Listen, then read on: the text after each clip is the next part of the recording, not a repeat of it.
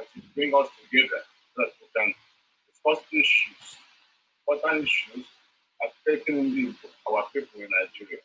So ask that you give us the intuition, give us the brain, give us the ability to listen to everyone's suggestions, and give us the knowledge that we need, reach good conclusion, and have a productive meeting. All this we ask in the name of Jesus Christ our Lord. Amen. So I just sent I've gone through this thing. I still can't find Dr. Ken Okore's name. I'm not even use the phone number or all this one I'm seeing Galaxy and all that.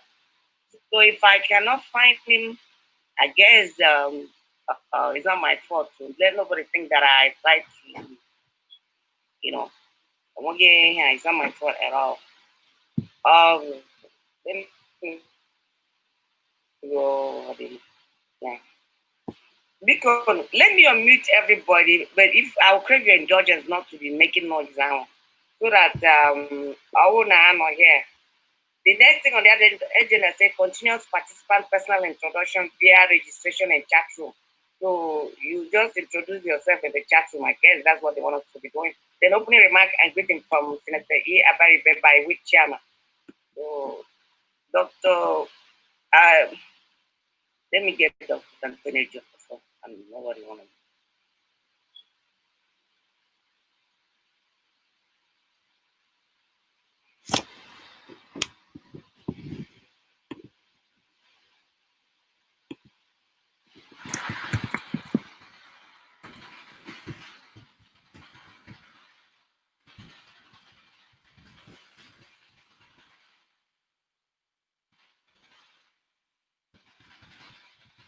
I'm going to meet this for Dr. Anthony Jefferson to talk. We still on. Njenje, are we on Facebook yet?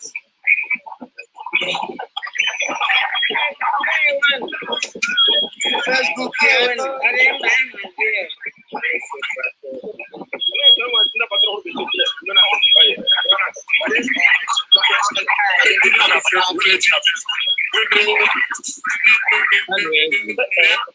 Any of them can mute their phone. Cannot do that. Gbabata na line ebe a na-asọkwu ndebe anyị na-anwụ n'ala Igbo mechie na ọnụ ka ekwu ibe ji maka ebe ihe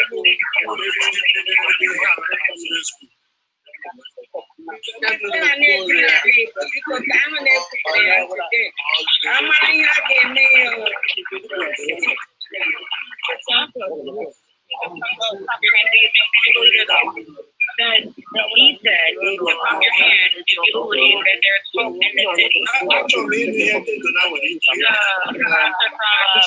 Florida. You can find yourself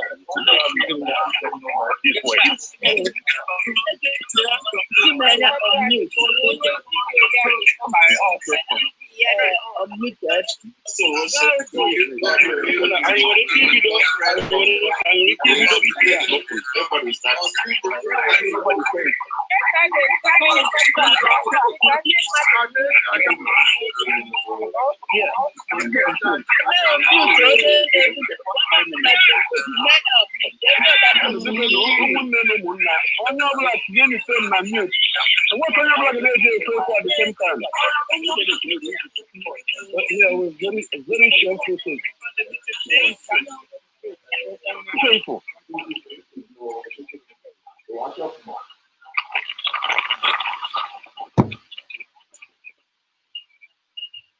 Okay, because they more among my ID number, only when you Zoom account, he download those Zoom.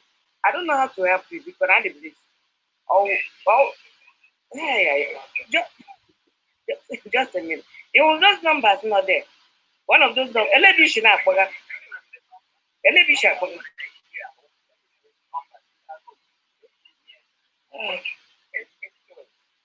Oh my goodness! It went smartphone. It went smartphone.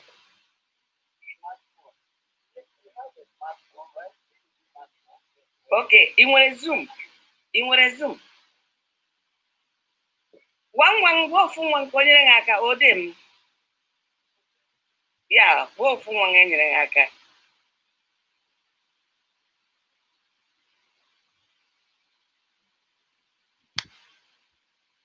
Okay, and now I've seen Dr. Anthony Joffo.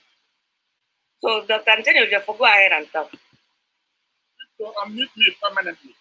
Okay. I don't know how to do unmute you permanent because and they also because permit me to share my screen. Go ahead. The second go to here.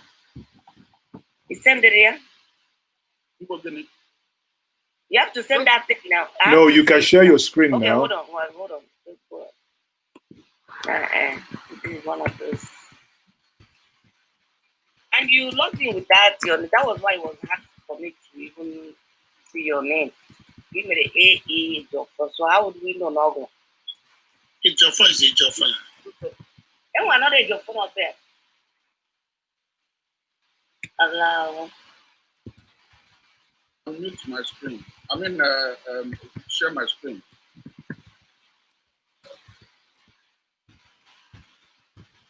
The chairman, I ain't a full of my. The chairman, I ain't a full of my.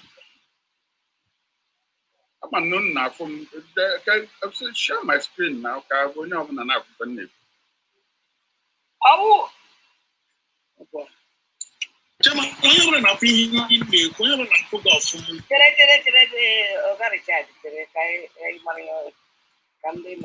Anything from my side. Okay, Jeff, I might have to share your screen with that way. But if I'm permitted to do that. Okay.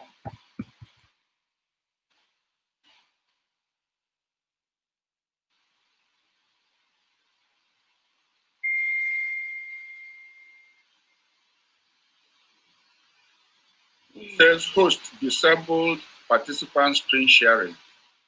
So you have to permit me. Let me go to setting.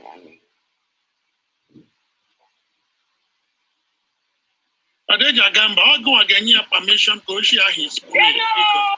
Because I'm an here up there. I'll take you to go to this to change that. Without the screen sharing, you cannot be talking, right? Oh, Dr. Joko. Oh, dear. And one day I'm allowed to use here, and I bomb. I go give it cool. Oh, more here.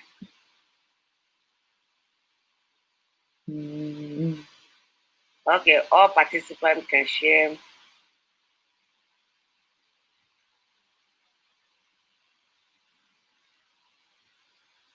All right. So, are you okay now?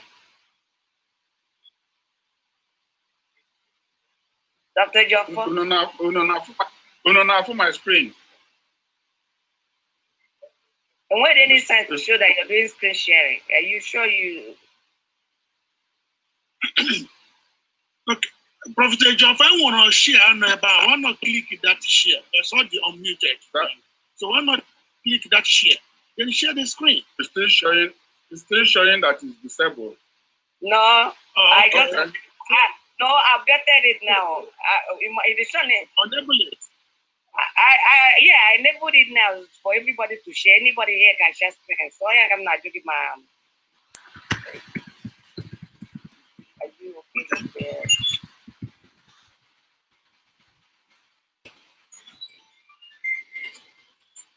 I wouldn't know when your screen sharing, but I'll get sure. I am oh, that's hey, God have help you.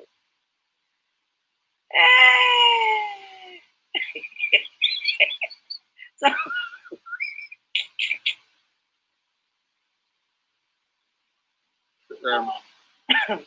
no, when somebody's telling me all kind of things. And they will. Okay, while you're fiddling with trying to get that together.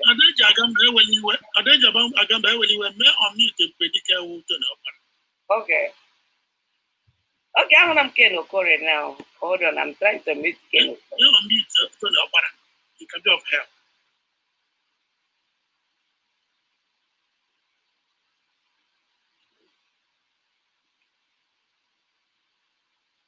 Okay, everybody get Tony Opara. Tony Yes. Opara. Opara, yeah, asking everybody get. Unmute.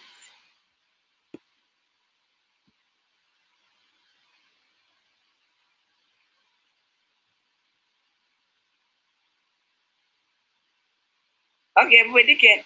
And when you walk on Dr. Jafar now to, I mean, on my near, but it's just, you have to do better. No worries, no worries. First of all, if you want to look for somebody, you gotta have the participants. You cannot start the person. No, I've figured that out already. I've figured that out. Just actually share screen. Yes, first of all, you have to give him permission. Give me a permission. When you give him permission, then he himself share. I gave everybody. I went to the setting and I changed it, and there's nothing on his own that says. It still says the host disabled the participant screen sharing. Is this showing that? Oh, yes. Hold on. Let me go to the video. But I didn't see anything from him though to give him permission, because the last meeting we did, when people want to share, it will show on the screen that somebody want to share, and then you give me a permission. But I went him from him at all. No, but in your own setting together, you did it where nobody can share. You said okay, let's see. The participants. Because they have technology. That's okay. Yeah, I suppose he may have a when you find the reward he may have. Back I just keep as nobody's keeping your data. Yes, so all right. So we go use one monitor, blah blah blah. Share screen, interface enable. Okay. But okay, I've gone to the setting, I didn't see. I've given everybody say enter first one blah blah blah. So and when Rennie there, I've given everybody, and I'm not setting right now. I will take a she remotely take over the Jofa's hand, or the possible. Yes. No, we take over Dr. Joffa. You can make me a host. If you want to, you can make somebody else. No, not a host, co-host.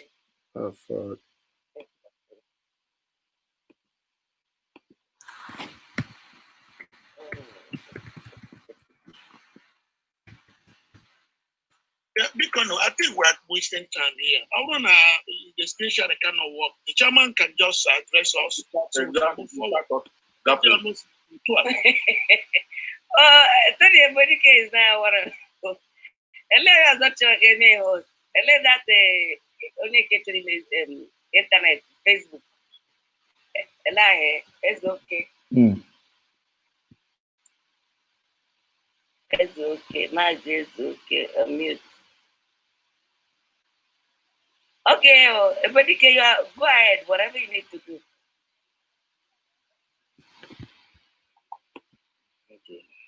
Okay, Master is muted himself from his own angle, so there's no way I can unmute him. No, you're not allowing me to. Ah, yeah. They can come move way far to another computer can wait without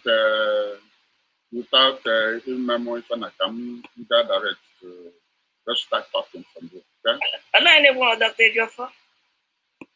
Okay. Yes. Go ahead. I know looking that and clear. Just one moment. All right. Amara mma Ken abata gọvanọ akara ọbata. Ken na esi. Ebe anyị ekene m unu rinne. That is my way to take over Kanjinaji. Is he able to? Chairman, go ahead. Yeah, he can take over. So that Ken, you can start running that program and make invocation. Okay, ndị be anyị Introduction, individual personal introduction. I went na yoku no onye ọbụla ndị aga na-ekwu from time to time. Onye ọbụla jee na chat room na ife anyị chọrọ afọ onye afọ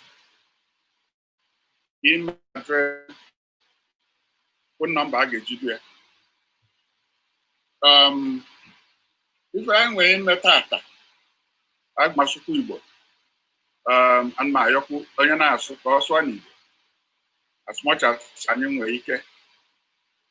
Ya na nnọọ ka m na-asụ unu ife abụ Igbo. I call a log in from the ends of the earth. Ọkụ esi wee bịa anyị ọkụ n'obi. Ife nchọ egwu unu bụ ife entitled The Die is Cast. The adrenaline moment for the Igbo nation. Adrenaline pump into you. Is fight or flight.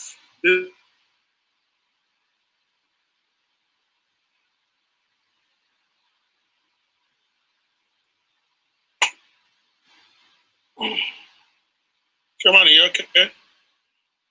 Okay. The internet is finding our heroes. Remembering our home. Unmana na May 30. Came declared the Republic of Biafra. May 30, 1967. Erimba afa wili na-eme ncheta ndị be anyị na anya bụ agha.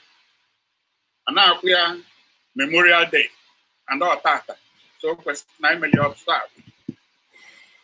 Be anyị Biafra mgbe ezi dị n'ukwu ụkwa. Mgbe men, we are men. Anyị zọọ ọkpa dị mkpa. Mgbe na-ayọ ka anyị welụ ofu minute silence wee lota ndị niile give up their lives for the sake of our people. I will wait 1 minute silence.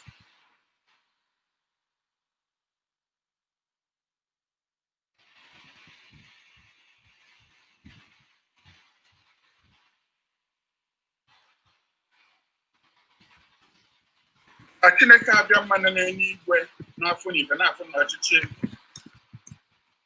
Chineke ndị Igbo na anyị were mkpụrụ obi ndị anyị na-ekwu maka fa si n'aka gị. Na-ayọkwa gị nna ife emefada eme n'ọzọ n'ife na ndị Igbo nwere right to your people nwere right for existence. Ya na ndị be anyị ka anyị gawa n'iru ife gbasara this memorial a na-emekwu ya abụrụ sọsọ na this meeting ka anyị na-eme ebe a na-eme erilu nne ndị IPOB na-eme ndị ADF na-eme ndị ekwentị ndị niile bụ ndị Igbo tata bụ ụbọchị fa ibe anyị wee na-asị na genocide number 2 is here. Genocide number 2, which is the caliphate fantasy of a new homeland from Ndefulani, wherever they are, Mana Futajelan, Mana Mali, Niger, Chad, just name it, Ivory Coast, Panche Swoop, Gwena Bani. Ojobulo onwe eri 1945 welu tata ka ndị aje na-ama anyị mmiri ebe ọ bụ na eje a na-egbu anyị ọ bụ na ife nwebụ ike toshia ma ife na ụmụ olulu information dị there mana emesịa aga m epost dị onye ọbụla nke anyị nọzi kịta mgbe ife a bido kpọtụwa onye ọbụla na-agbakeli anyị na-agba mbọ ka anyị kpokọta ndị be anyị ka anyị wee nwee ike stem ọfa mgbe mgbasị na Boko Haram from North East na-agbarata pụta Central Nigeria, Southern Kaduna, Southern Zaria, si ebe a na-agbadata bata Benue kịta ọ batagokwa na be anyị ịmala obodo gị kịta ka ije na-agụgụ na ebe ndị buru na-eje aka ugbo ị ga-akwụ na fan ebe ahụ mana abata unu ga-elote n'Enugu steeti ebe fa bụ ụzọ wee bịa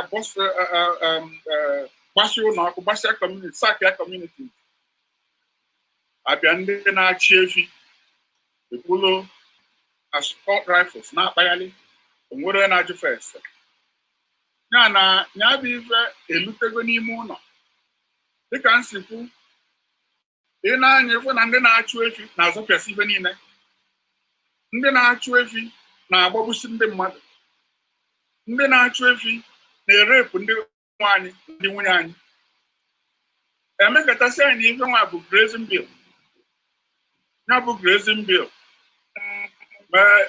abanye n'ife ọzọ kịta asị bụ ife satellite colonies of ndị alụ a na be anyị kịta trailers upon trailers upon trailers a na-ebubata fa esikwa for other sources na-ebubata ngwa ọgụ dolo anya na ọ bụrụ ife eji achị efi fasi from the west fasi from the north fasi ebe niile wee na-abata be anyị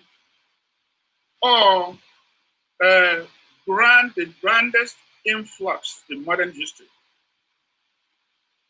Na ndị be anyị onwe ife anyị na-akpọ ikoro maọbụ ekwenche ebe ụtọ ikoro n'ama akwanya kedige onye ọbụla n'ihe na-eme gịnị ọ na-agbaje nzukọ anyị nọ na ya kịta bụ ikoro ka anyị na-akpọ ndị be anyị onye ọbụla agbatala mmiri erie anyị anyị nwekwa ndị na-achị achị na be anyị mana ụlọ amago na onye jikwa wee bụrụ ụzọ nkume inelu anya ndị be a na-asịkwa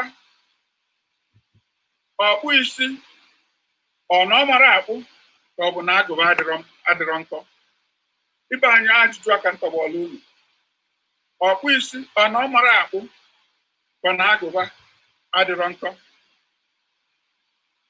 unu n'anya kịta na-enwe over 350 camps of ndị a ekwube nsị obodo ọbụla bụ obodo ị ga-enwe at least 2 or 3 camps ndị a n'ebe unu na-adịghị aga on daily basis ọsọ na-agụ ebe na-eje akụ ugbo ije na-agụ wee sụfa and onwere onye a na permission. In fact 350 kwụ about 200% increase since last year.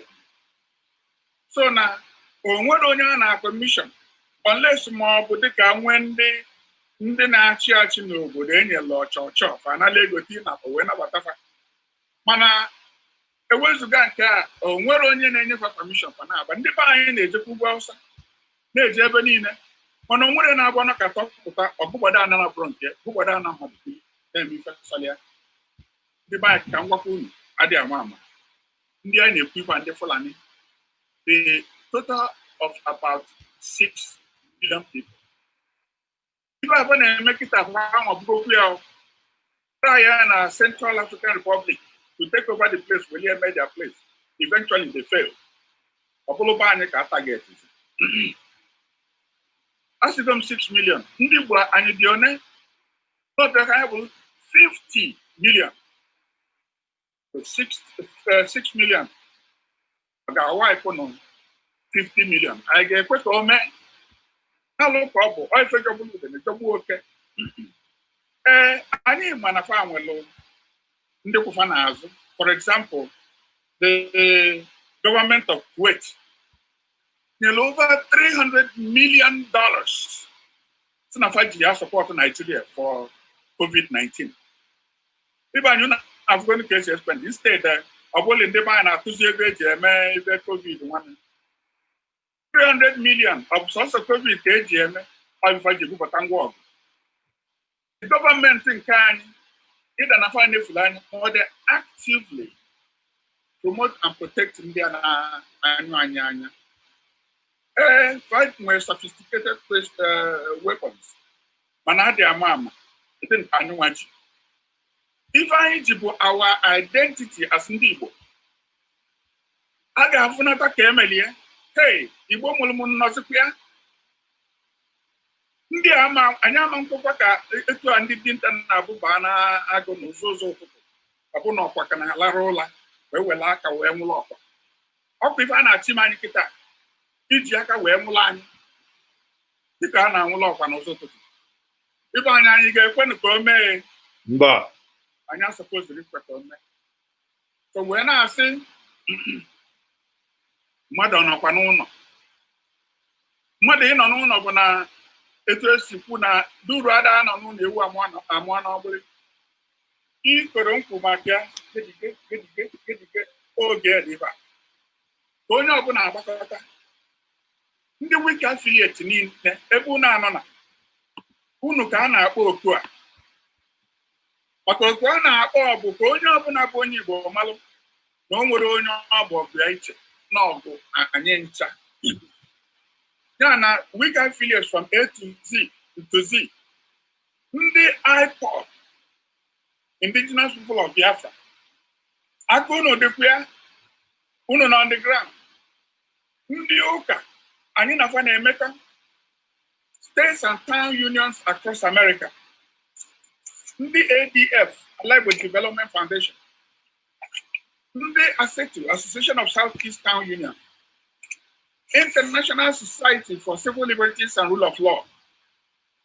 Ndị Ekwenche, ndị Lower Niger Congress, ndị IWA, ndị SISTA, ndị GIA, ndị diaspora niile onye ọbụla kpọrọ onwe onye Igbo. Ibe anyị kịta abụzikwa mgbe a na-akpọ oke. N'ọka anyị jikọọ onwe anyị wee zoo opi na-akpa anyị, ichekwa anyị na nna anyị, ichekwa ndụ ndị be anyị. Ebe anyị undukwanụ n'omume. One of the things anyị tọgbọlụ na ikwu na anyị ga-eme bụ ife gbasalụ na anyị ga-agụ onwe anyị ọnụ. Ịnụ ka m kwụ 50 million, o nwee ike karịa. Mana anyị ga-agụ onwe anyị ọnụ ka o wee baala anyị ụlọ dịka ije anyị na-ejegasị. Ebe ọ bụ na onye anọ na n'ụwa, because anyị ma na ndị Igbo nọ everywhere. So from the east, from the west, from the north, from the south. Aga m epost unu email address. Onye ọbụla na-ada ya na-send the information na ka we can do onye ọbụla because ọ ga-adị na website. So steps bụ ife dị mkpa. Anyị ga-enye ndị volunteers. Ndị nwelụ agụgụ isi n'ife gbasa numbers. Ndị ife gbasa census. So ndị ọzọ ga-enyekwa aka bụ ndị na-achị achị na World Igbo Congress. Vice Chairman Dr. Okere, Festus Okere, Dr. Richard Nwachukwu, Secretary General, Dr. Celine Piri, Assistant Secretary General, Dr. Louis Okonkwo, Treasurer, Dr.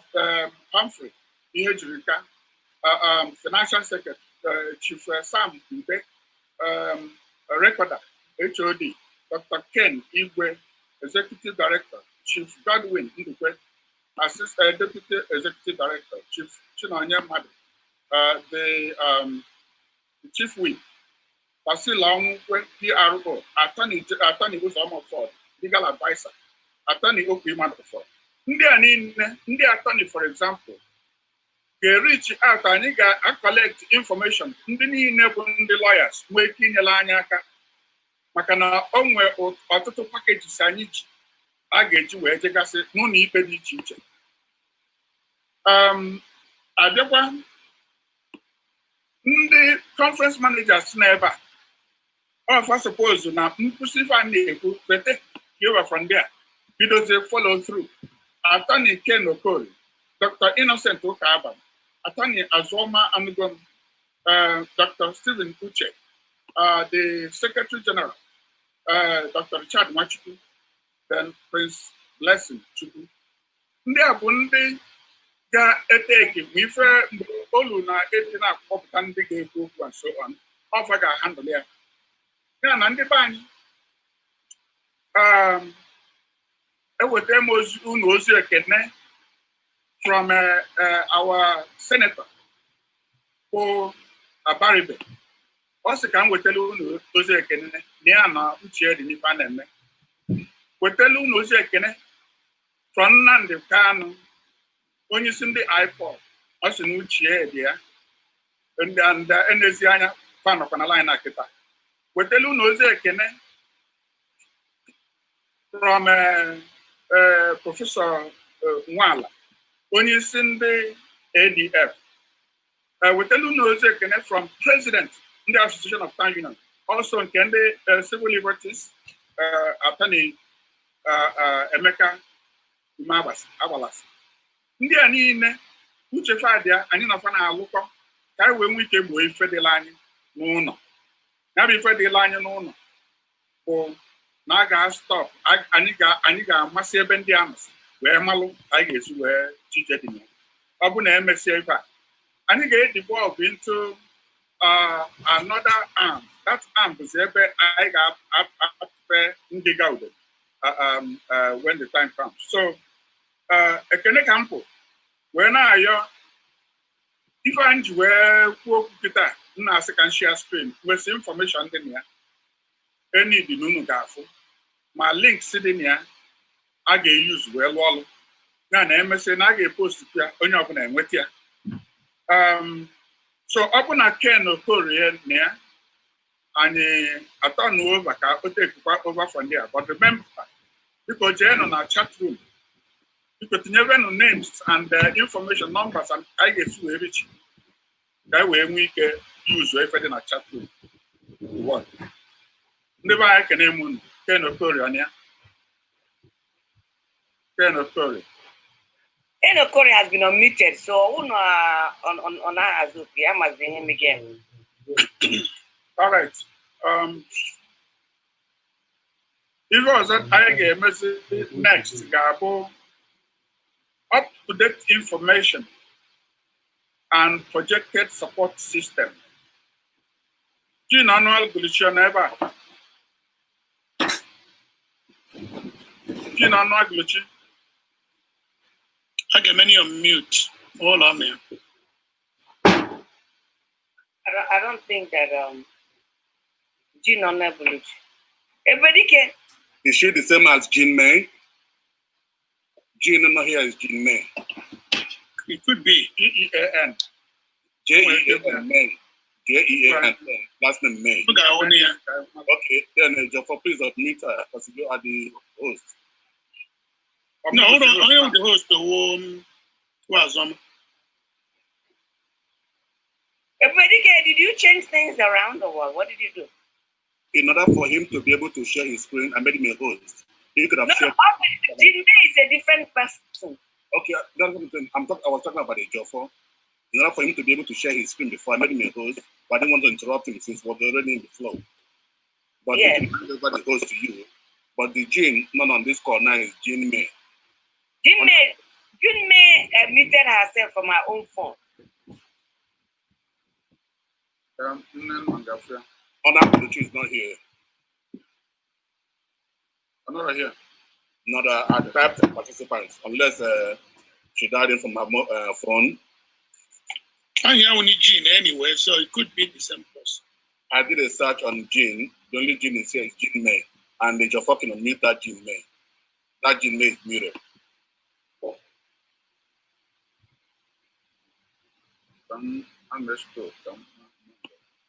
Type in Jean May. Type in Jean.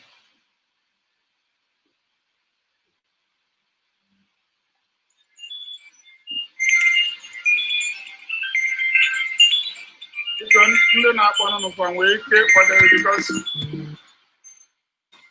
you are currently 1,000 again.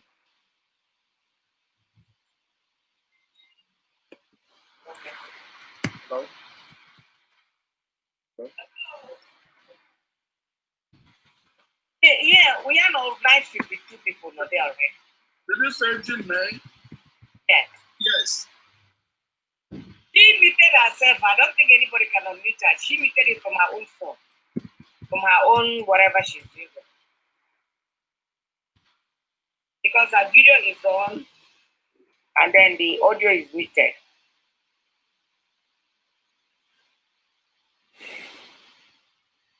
Because of the number, it's not easy to get. We have figured out how to do it. If you go on the participants, you type the name. Magnifying glass. You type the name and then the person needs to Africa. Everybody can check your text. I'm sending you a text privately.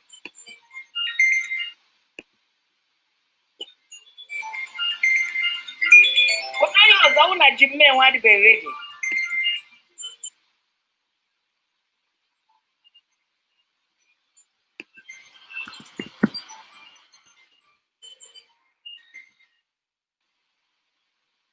No, she take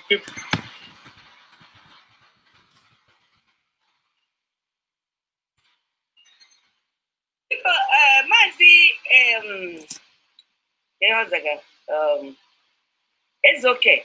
I sent you a text and you never responded. You may go on your Facebook one. Yes, I have. I've shared. Can you unmute me, please? One of the I said to President Omania. Okay, don't continue. Anyway, somebody sent me a text from our president in Igbo, Germany.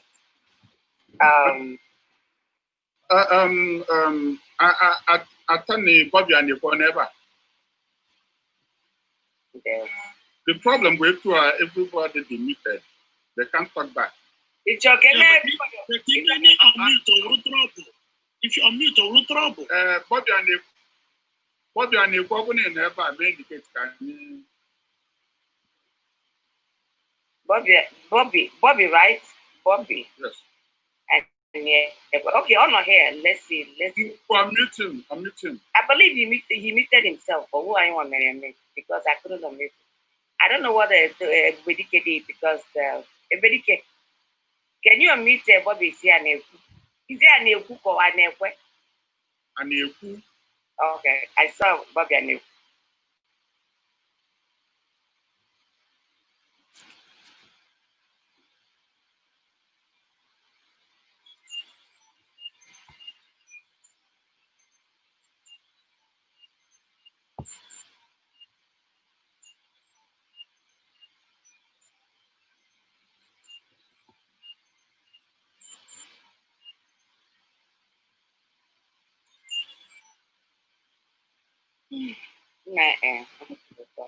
Please, I'm gonna have money honey.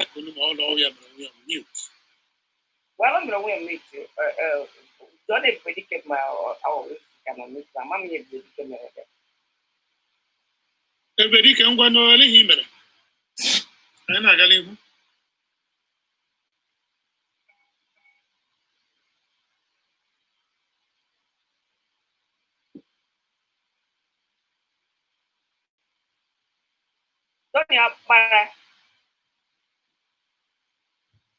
Can you hear me? This is Bobby Adeku. Yeah, we can hear you. Bobby Adeku. Yes, I'm muted now. I guess I was muted earlier. I don't know. Okay, Igbo board member in the Association of Town Unions. Because one you university on the camp. Yeah, I can be muted. I did not know. You were host. I couldn't know. I was going to kind me now. Yeah. The president of ASETU, Sidiwe, is online. On meeting to yes, he's been online. Okay. And I mean the advisory board, not the board of directors, but Sidiwe is on the line, the president of ASETU. Before you die in, I saw that he dialed in earlier. So fine, he said Diwe, his last name is Diwe. D-I-W-E. I'm from Diwe, but I'm from Mecca. Mecca Diwe. First name. You saw the Mecca Diwe when you called him. But I'm here on behalf of Asisa.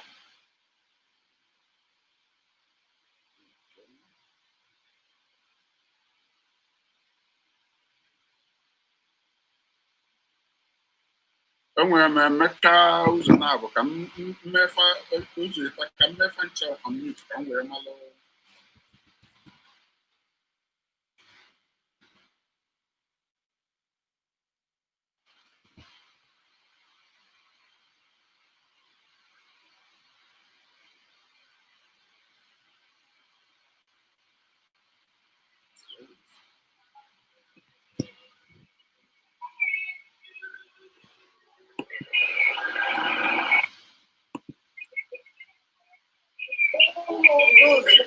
People in, right? They have brought small force. The people will, when you take for that money, only one day I try to go out and do your show. So, people will try to do something.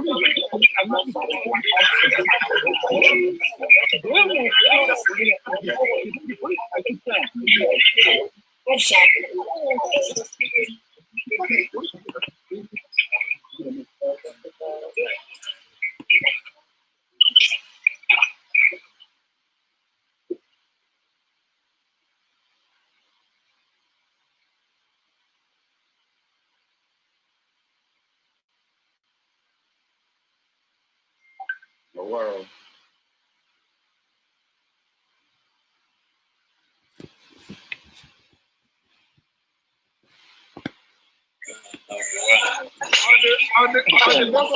Now, why we don't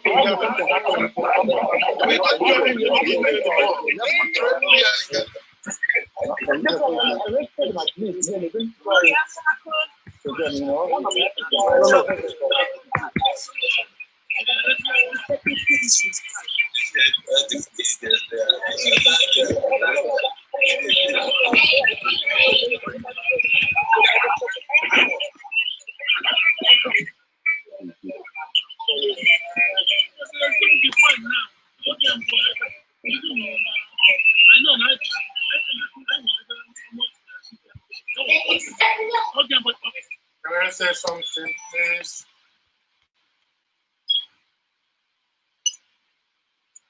Hello?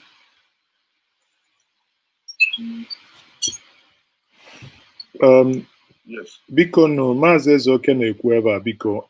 Prof. Ejiofor, can you please make 2 more people co-hosts? Co-host, please. You can make me co-host to help you manage this thing because we are wasting time. Mazezo here speaking. Can you make people co-host? Mazezo speaking here. Can you make people co-host, please?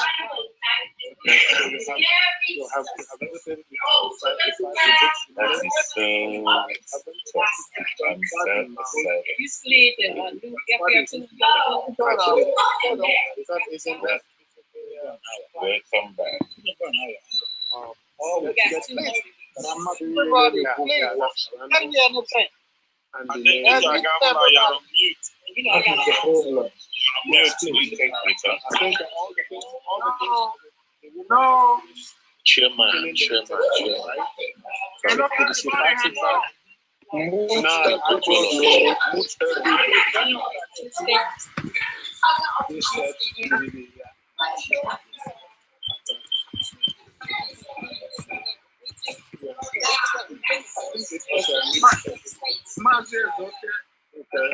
She please mute whoever is making the noise.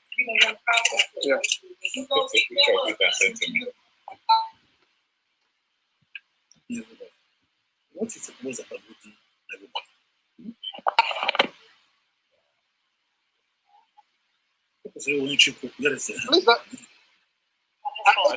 Kamba is trying to say something, but I believe all the muted. Recognize people to speak. And we unmute her. Ọgbanye fon ya, microphone ya, onye na-anaghị ekwu okwu, ọgbanyụọ microphone ya, ekwu okwu nọ, ọ na-enebe anyị, ọ dị very difficult to expect 962 people to act like mute everybody, mute everybody. And okay, Nico, Professor Ejiofor, you are one of the hosts, so you should be able to. I want me to finish your speech, can I?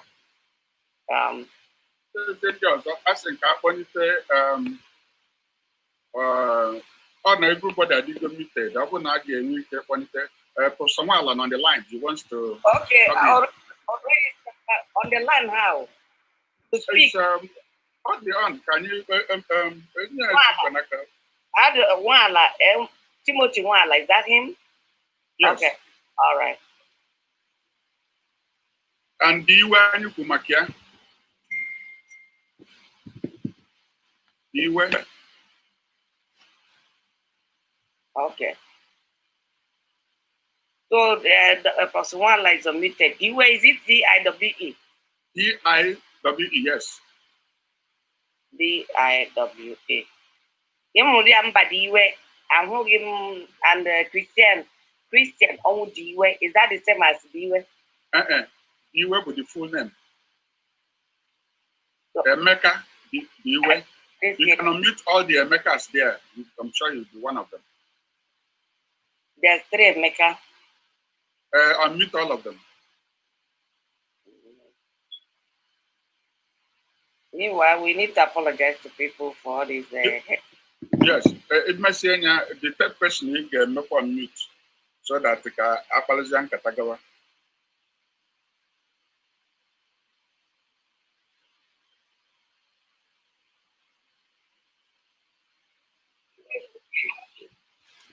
Okay, I just admitted what Emeka noise already sugar by another. Emeka's network bandwidth is low, so that's what.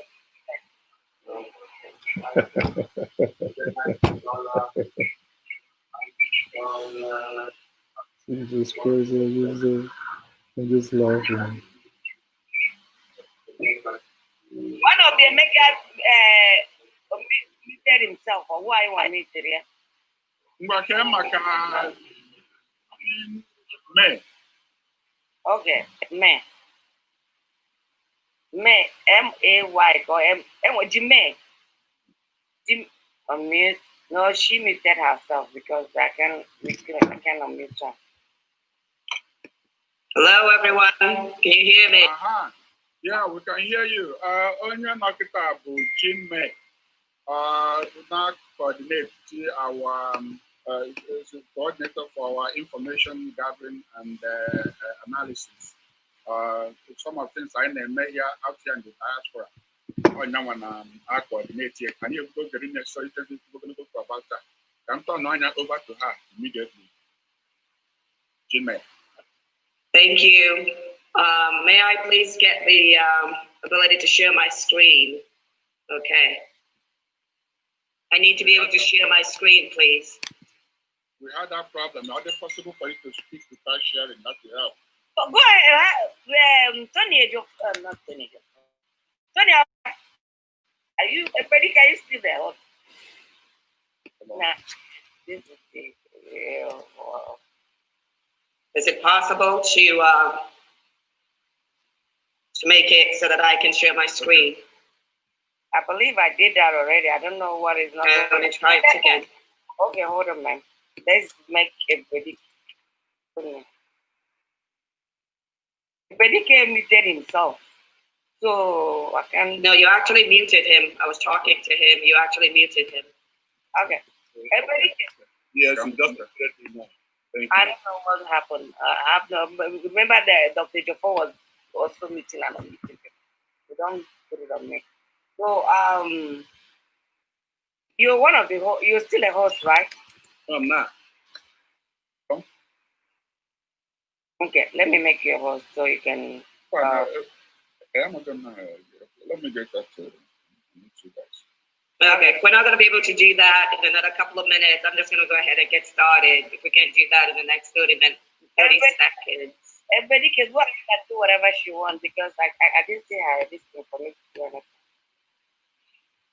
Well, in way to unmute Ken now. Ken Okorie.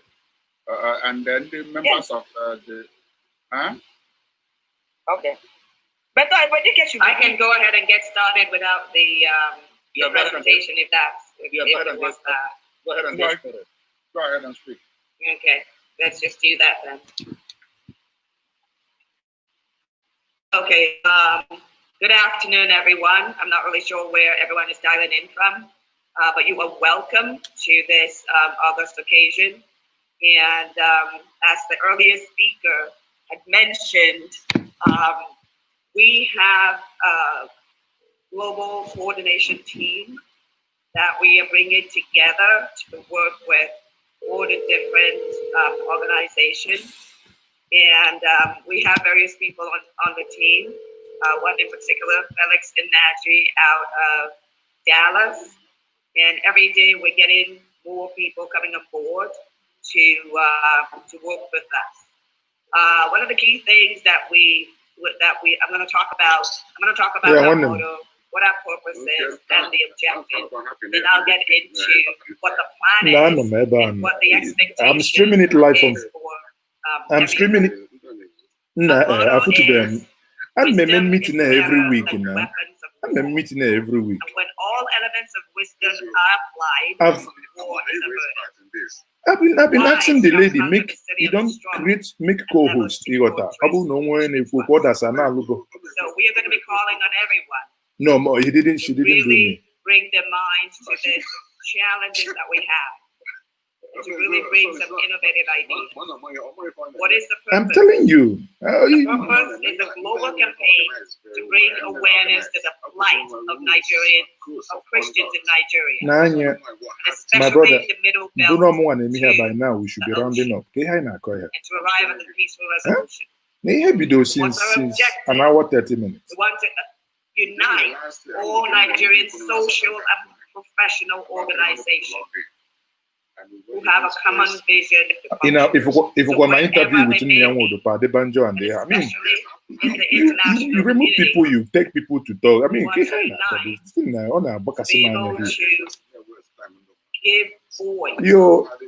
your president will go IT illiterate. Sorry, but instead of just roaring, we want to. Wallahi, I mean, we want our voices to be heard clearly. It's an IT illiterate. We want a message not to be cluttered, but to be succinct and to the point. Exactly. We want to demonstrate more than anything else.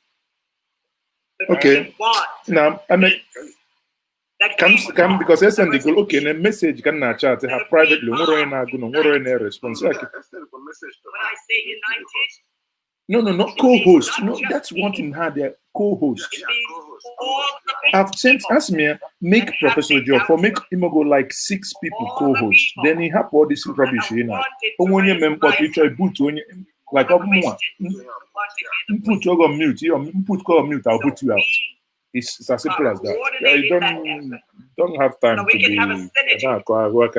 that we can utilize the strength in numbers. The old African saying that says it takes a village. Well, in this case, it's going to take the world. And that's the world of all of us. And so, with that, I'll go into what the plan is. We have a 3-pronged plan, really. The first one is called alert. Second one is the approach piece of it, which is a lot of the global awareness and global coordination that we're talking about. And then the third piece of it is defend if necessary. So what does alert mean exactly? Well, alert means that we have to build a coalition. We have to build a communication process. We have to identify ourselves, whether in the middle belt, whether in southeast, the southwest, or the south-south. We have to identify, the organizations back in Nigeria. We have to identify the organizations here in the US and in the diaspora, and we need to build that bridge. So we can have information going down there so they can see what's going on, and they can give us information coming on here so we can see what's going on. So we are in sync in what we are doing. So this piece is going to take everybody working together. It is going to take all of us working together to make it happen. So when we talk about the next steps, so we're talking about that. Now, one of the things that we need to be able to share is the news coming out of Nigeria. Being able to tell what is the real information and what is just noise. Well, I can give you some examples. Unfortunately, I don't have the screen to be able to show you. But when you look at all the headlines coming out of every single state, from the middle belt on down to the ocean, you see a recurring theme. Hundreds and thousands of Al-Majri trying to come into the area. And I think I saw something today that we received, where one of the elder statesmen in our land was asking the question, if these are beggar children and young men, why do they look so well fed and fit? I'm slim, but I'm not fit. Who are these coming in? And when we combine that with the images that everyone has seen around the world, where young children are being trained with guns, Anyway, don't worry, my brother. and we see this influence, which we have COVID-19 to thank for giving us that visibility. When you see that influx, saying they're running away because of COVID-19 from the north, well, at this time, and arriving with no plans, that is very troubling. You have seen the images of the young men that are hidden in trucks. And in fact, some of the Dangote trucks was where they were found. And Dangote issued a statement that said that they were not hiding any people, and they went as far as to provide us with information on what their trucks are carrying. So that validates the images that we have. But yes, people are being smuggled in. When a friend is arising,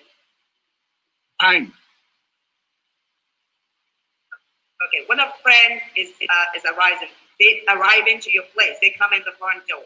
They don't try to sneak in. So the next piece of it is avert. The avert piece of it is where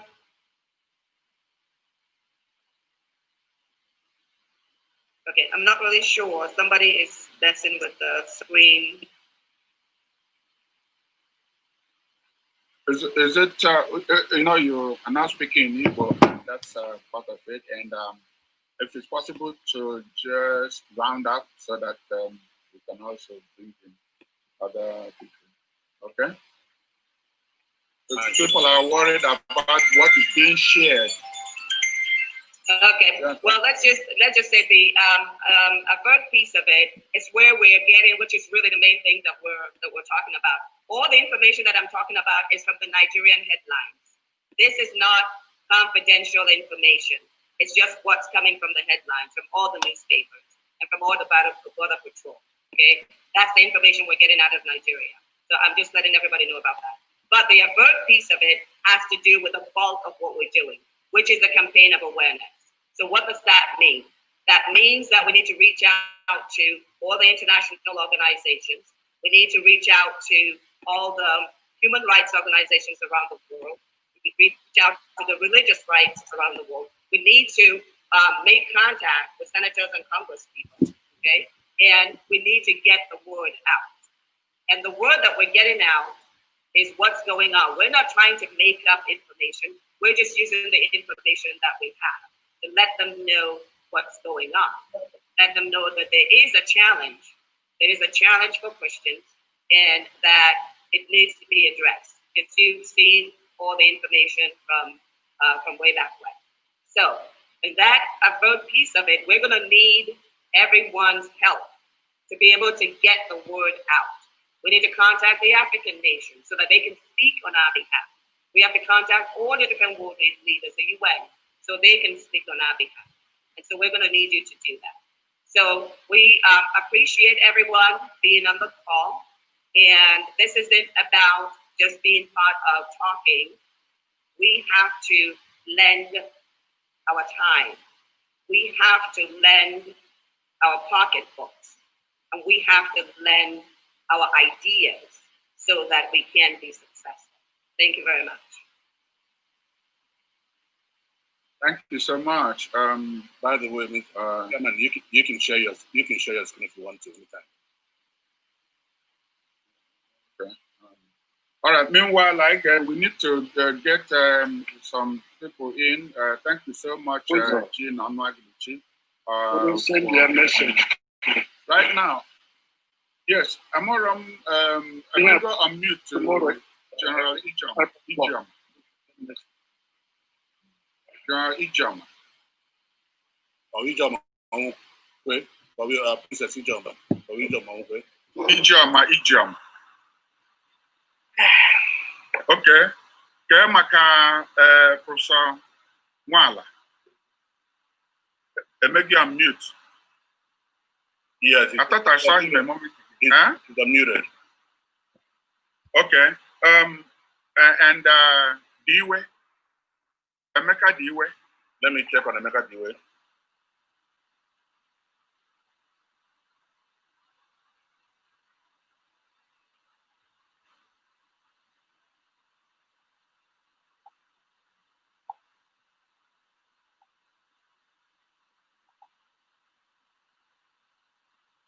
Emeka Diwe is not here with that this. Emeka Abo, and then Emeka Ekeze, when Emeka Ibepe, no, Emeka Diwe is not by unless or just Emeka. Well, the two Emekas. Okay, let me do one by one. Okay.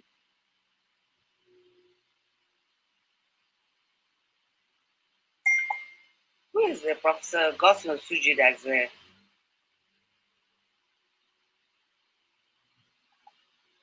Okay, you're Emeka can try to unmute. Okay.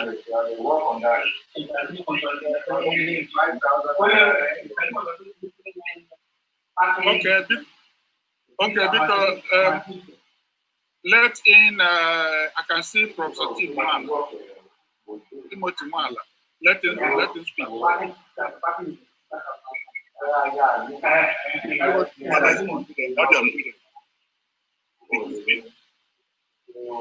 we are going to do from our work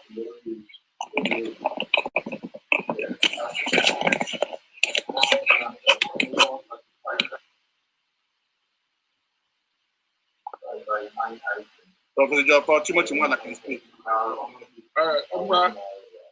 Professor Timothy Mwala speak. Okusia anya webata ijama. Ngwa Tim Mwala ngwa.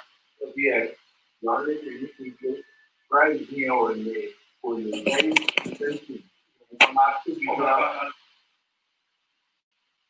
Professor Mwala.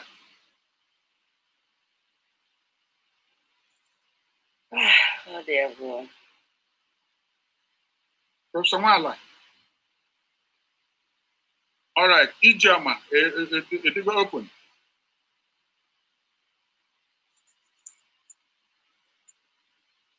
Ijama. But this is Mwala right here. Professor Mwala. Can you hear? Yeah, we can hear you.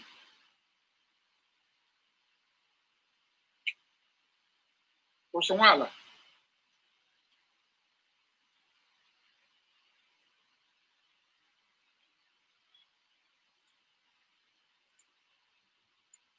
Okay.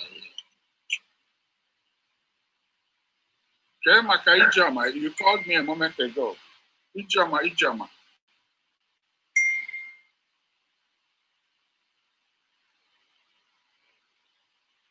Mwala has his hand raised up.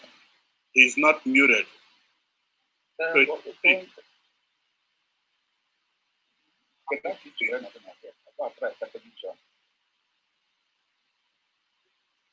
What's the name? Get the name. Okay. Aburamu one.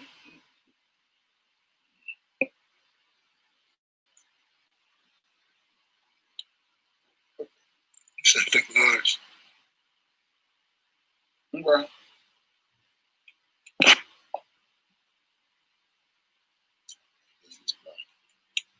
Mwala is not muted.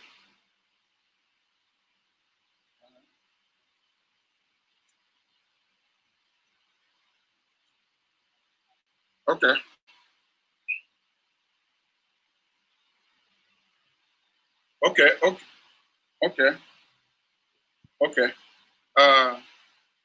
Major General Ijama, not here as Ofon Nyakoji. Caroline Ijama. Okay, Caroline's iPhone. Okay. Just unmuted. I just unmuted him. Okay. Ijama, can you hear me? Yes. Okay. ekele m unu Igbo bụ Igbo. Unu anụ ihe m na-ekwu? Ya, anyị na-anụ. Oke, ndewo. Asị m ka m kelee unu na-agwakwa unu na ihe anyị bịara ịkọ taa bụ otu esi echebe ndị Igbo n'ala Igbo. Dịka na ụdị nsogbu dakwasịrị anyị ndị mmadụ na-ebe akwa ya, ka o wee anyị anya na nzukọ a abụrụ ka a bịa kọwa ogologo akụkọ, n'ọbụ nzukọ anyị kwesịrị ikwu otu anyị ga-esi kwado maka ichebe ndị Igbo n'aka niile a na-ebe. Ntịkwa ka m mee ka unu mata, chetakwa na mgbe a lụrụ agha, o nwere ihe a na-akpọ kombing. Ọ bụrụ na asị n'obodo na ndị iro abaala ọhịa, edupu ndị uke ka a gaa mee kombing. Kombing ahụ ga-akụ ma ọ bụ eziokwu na ndị iro nọ n'ọhịa ma ọ bụkwa na ọ bụghị eziokwu. Dịka ụdị anyị na ugbu a na isi ka idupu ndị mmadụ gaa jee mee nchọpụta mana ma ndị iro nọ n'ọhịa, dịka na-akwado ha with logistics. Ha jechakwa anụ ọrụ dị na ya, ha ga-alọta bịa kọrọ unu etu esi gee. Na-asị unu na ihe anyị jere ịkọ taa na ọ bụkwa akụkọ, na ọ bụ otu a ga-esi kwado ndị mmadụ ka ha nwee ike rụọra anyị ihe eji anyị n'ihu. Anyị emeela nta akụkọ ya isi ike, anyị emeela mitin ọtụtụ mgbe, mana ugbu a bụ mgbe anyị ga-eji asị olee ihe anyị ga-eme dịka mberede bịakwutere ndị Igbo. And ọ bụghịkwanụ na mitin a ka anyị ga-anọ na-akpọ okwu aha dịka chairman wike kwuru. Na ọ bụ mitin na the most important bụ to sensitize all of us dịka ihe kwadoro anyị n'ihu, ka anyị nwere ike tụọ elu sị otu a ka anyị ga-esi lụọ ọgụ a bịakwutere ala Igbo. Maka Chineke ya na onwe ya kere mmadụ, nye ya ihe a na-akpọ self defense. That is iji chere onwe gị ma mmadụ chọrọ igbu gị, inwe right idifend onwe gị. Ihe a bụ ihe chere ndị Igbo n'ihu na olee otu anyị ga-esi chebe onwe anyị. Gịnị ka anyị kwesịrị ime ugbu a? Akpọ ya datụ na ihe karịrị nte abatala nte n'ọnụ. Ugbu a bụ ụka mgbe a na-asụ okpokpo bekee. Ugbu a bụ mgbe a na-akatị ụka ọnụ. So m na-asị unu biko, adị m happy na almost 1,000 people nọ na program a. Mana ọ bụrụ na anyị emesịa nzukọ a na anyị akapị ụka ọnụ si look ndị Igbo, unu kwụnye ọtọ chebe onwe unu. Ọ bụrụ na ihe anyị bịara na nzukọ a na onweghị ihe ọ datara anyị. Na ndị Igbo zuru everywhere, mana mmadụ ole dị ready ekwute okwu a. Ọ bụrụ ọda ihe ego, ewepụta ego. Ma m na-asị unu ndị Igbo, ego apụla unu chịkwa onwe unu ọnụ. Onweghị ihe dapụtara anya ga-eme, mana anyị nọrọ na-eme otu anyị mere. Onye gbacha ebu ọnụ various forums ya laa ya ebighị na o nwere somebody somewhere ga-aga ma ihe a ya kwuru ọ ga-adịrị anyị na mma. Ka anyị kwunye ndị ga-arụ anyị ọrụ a nọ ya, mana ihe ha ji arụ ọrụ adịghị ya. Ihe a bụ ndụmọdụ m na-enye ndị Igbo si unu biko unu kulite na mitin a. Ya bụrụ na atịkọla ọnụ, asị ka eweta ego ka eweta ya, asị ka arụ ọrụ ka arụ ọrụ.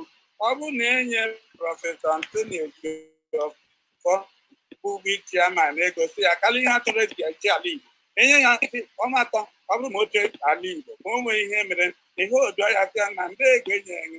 Mana ihe niile a na-ekwu na week forum na forum ADL na forum niile a nke mụnwa na onwe m na-egekwa ntị, onwe onye na-ekwupụta soke kalokesi eme ya. Ihe emeela na Ezinihite n'Imo steeti, akwa ndị a mebisiri ubi ndị mmadụ, akwa ha 8 million naira. Akụrụ ndị ahụ mebisiri ubi ha ego ole? So m na-achụ unu biko unu kulite ka anyị kwuo onwe anyị aha, mana na aha anyị bụ Igbo. Ka anyị kpọọ onwe anyị aha, mara na mitin anyị kpọrọ taa n'ọbụ otu a ga-eji chebe ndị Igbo, chebe ala Igbo. Ka anyị rapụ ịbịa na-ekwu onye a na-adọ from Gita, onye a na-adọ nsogbu ude. everybody ekwerela na nsogbu dị mana gịnị bụ ihe a ga-eji eme nsogbu ahụ mela ya ekele m unu ọ bụghị na forum a ka a ga-ekwu strategy ọ bụghị na forum a ka a na-ekwu plan ihe a bụ ihe a ga-akpa mkpuke ụka mkpuke dịka chairman week na-akpọ ya so biko unu hazie anya ka e nwere ihe ga-apụta n'okwu a today na meeting anyị na-enwe ọ bụ ihe gbasara ego ka m kpọ ya ọ bụ ihe gbasara ego ndewo daalụ rinne Ken Okorie na ndị conference managers fanọ here Ken Okorie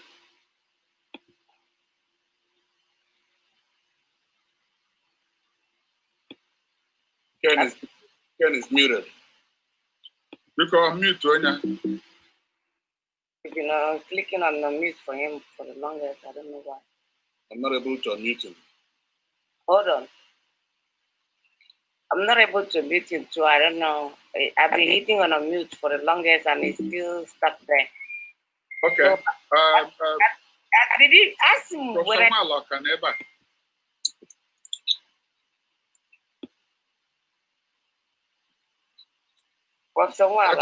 Ọchịagha biko daalụ rinne na ịgbalụ ụkwụ ọtọ ma dịka isi wee kwukwa ife anyị nọkọlụ tata ka anyị nwee ike nwee atụmatụ ka anyị ga-esi wee menya bụ ife na mgbakọ na nzukọ ife niile n'ife a na-achọ n'ite ọkụkụ ite ọkụ bụ azụ unu amago na ejiri agbara aka alị nwata alị ọjị elu ya na ego ọnya bụ the bottom line dịka ọchịagha si wee kwu anyị ga-post unu information na this chat room before message onye before anyị aba into regional meetings and so on. This will be coordinated by members of executive introduced before. So I guess you know onye nwere anything to put in na-aga n'ihu na-etinye anya na-eme okay. Okay, so, Ken is unmuted now. Okay, Ken, Batago. Ken.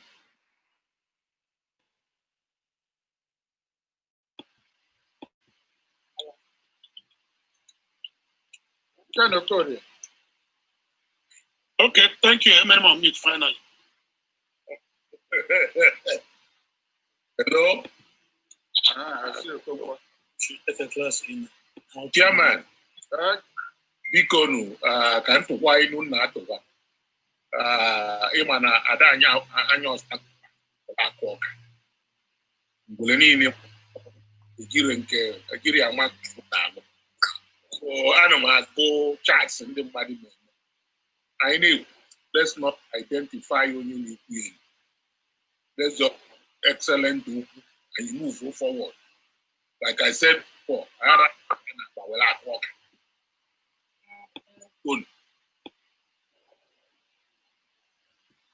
okay, daalụ rinne. Professor Nwalo nọzikwa ya? Ken Okorie, na nke a kinye ụzọ dị mma. Ken Okorie is submitted. That you to talk if you want. Oh no, any of us can step in and move forward. Oh no, it's unmuted. Both the phone and the. Okay. Onwe ife nji na-akpọ Nwala and others like him bụ ndị IPOB onwe their representative or dial in Gadafia.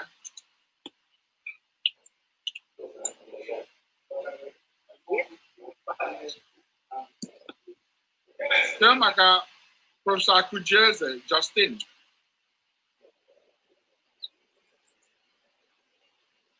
All right. Ebe ọ bụ na ndị Justin in Kweze, not there. Is it? This one is Akujeze. Oh, okay, Akujeze. Akujeze.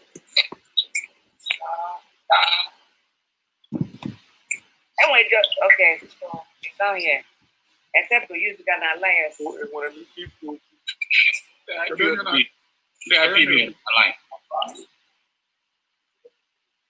Dr. Vincent Mweke, I'm one IPOB.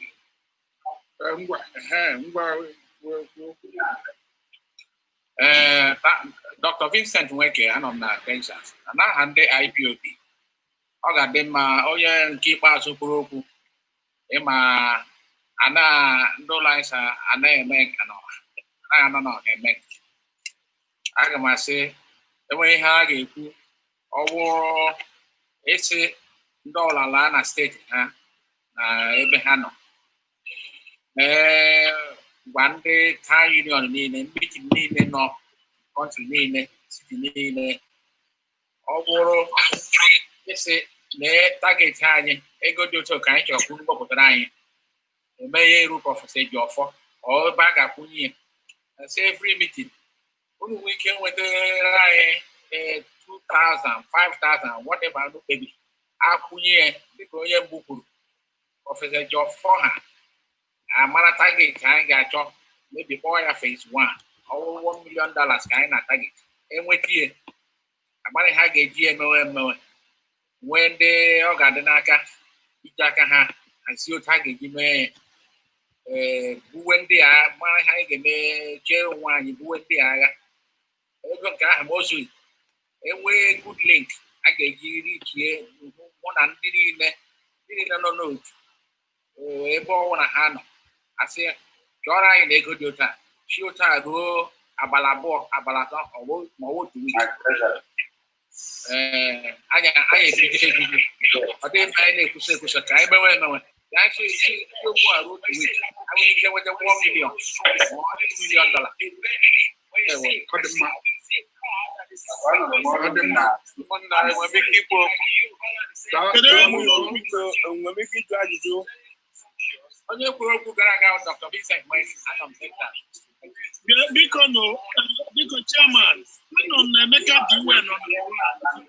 Chairman, chairman.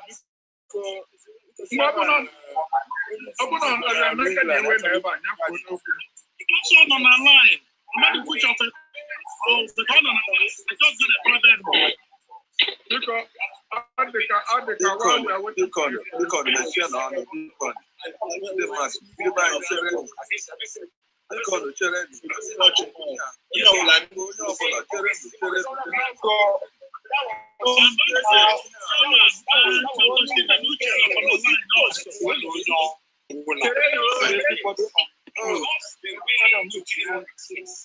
have 1,003 people on this line.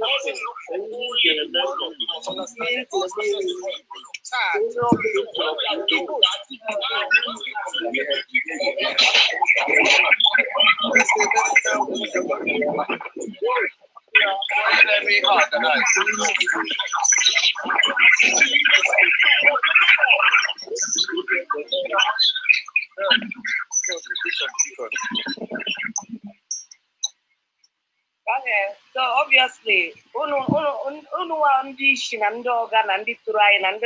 Biafra. I don't know whether we need to teach you guys a little bit of discipline. Yeah, the two round. Everybody want to be here. This your first. Let me make you because. Okay. Hello. You're muted. Hello, you're not muted. When was your name not muted? The excellent the text of the new check. Okay. Dr. Ken of Korea. Hold on. Just one at a time.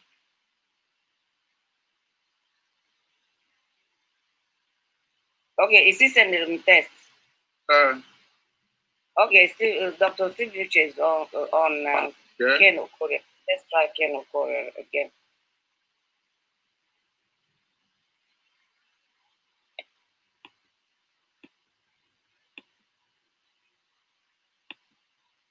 Ken of Korea. Unmute.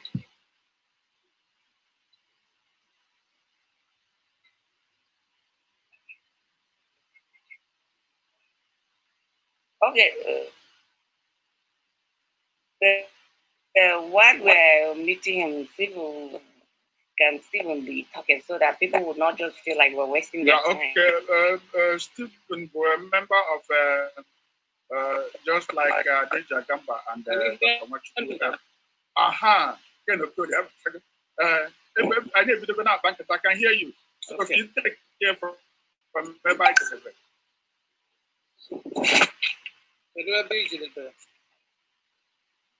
Well, we are calling people to Inanya program. Yes. And cover go up to number 4. Okay. 4A, then 4B. In the town union, the town union, Maram Batayariko. Oh no, yeah. Man, I Amaro number where on your way, make a no, I need it. They are up to 3 or 4 and make us their number of then Ochiaga, General Ijama, has made his presentation. Okay. So if we get multiple open and care safety, and then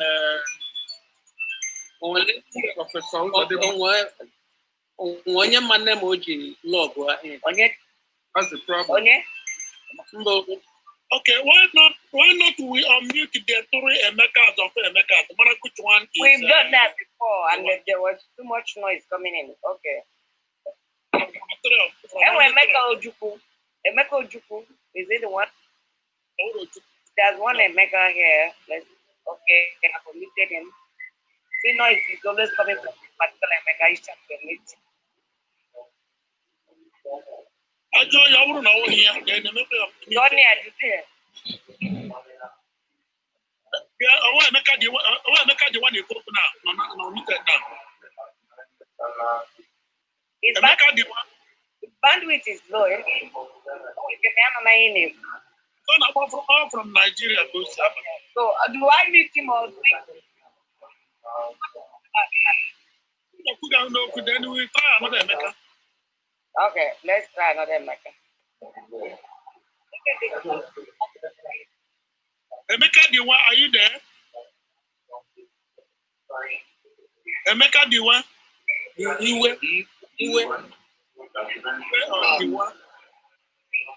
Emeka, president of Asetu, are you there? Only another speaker. Emeka Diwe.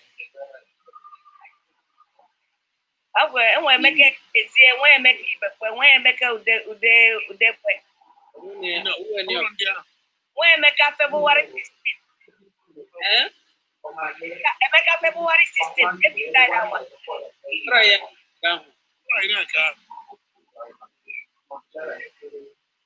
Emeka Diwe, are you there?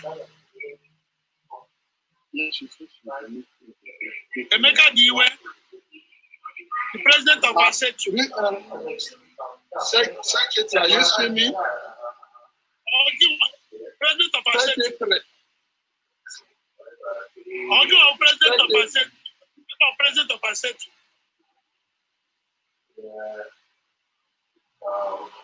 President of Asetu. Right. Because Professor also didn't want to work. Okay. I do the specifically. Okay, make up February 16th. Meet here. Oh, now we have a Emeka Diwe, then he will speak. Otherwise, meet him. Okay.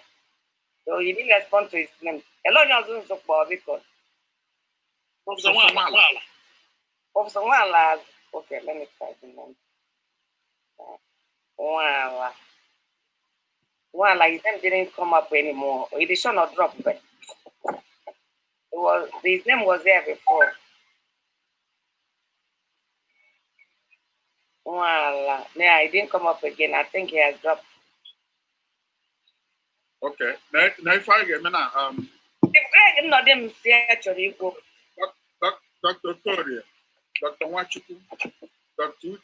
Uche, bless you, Okabam, innocent.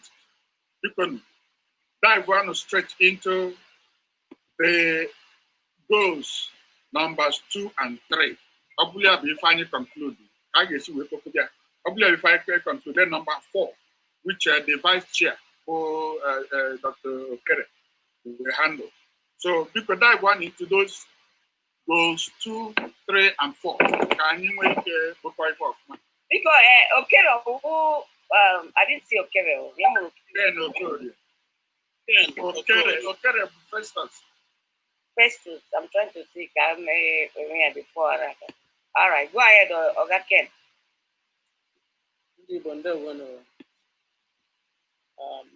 I'm very sorry, but I'm here long before 11 o'clock, but I've been tweeted out. I just now got in. Ebe chairman is saying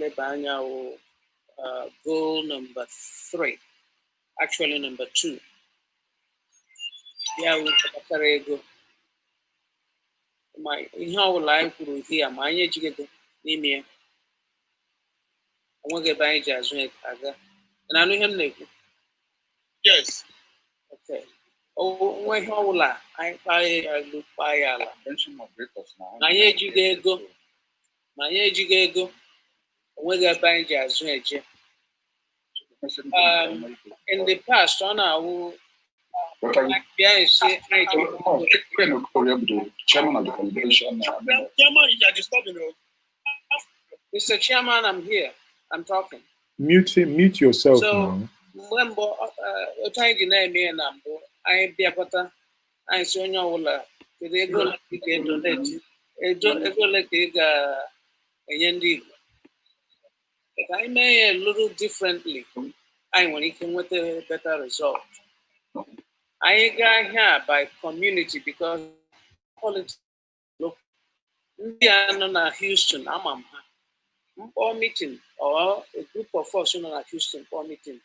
Silekwana Otundi Igbo on a dino work the high game. Let that information see from the ground up.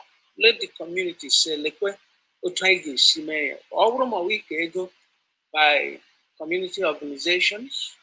As in Dimbi say what they go do to or one you know and in your looking and in your people like that. Him the business usual. And I get more to SCMA because we don't get much without time here. Him guys suggest can you see from this meeting contact here each through the affiliates and towns and then will get affiliates. And you quick on some procedure to a candy boga a chanya who Basarego will tiger G won't buy the annual because what am I here? Jim no one on yours of them. Leo Tundi Bogi G a bowl and bowl a hano. Anya to quack erase ye go get your banani. You think what I need like Chiaga G. Lebanya here.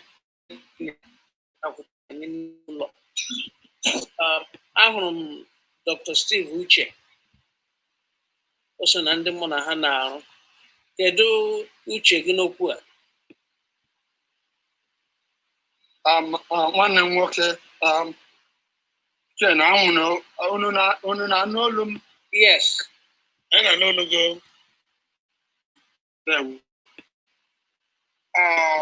Steve Uche, I remember one day. Saman Akambabe, or Roland no moment, if only sign you the stage of also I won on Akreta. Okay.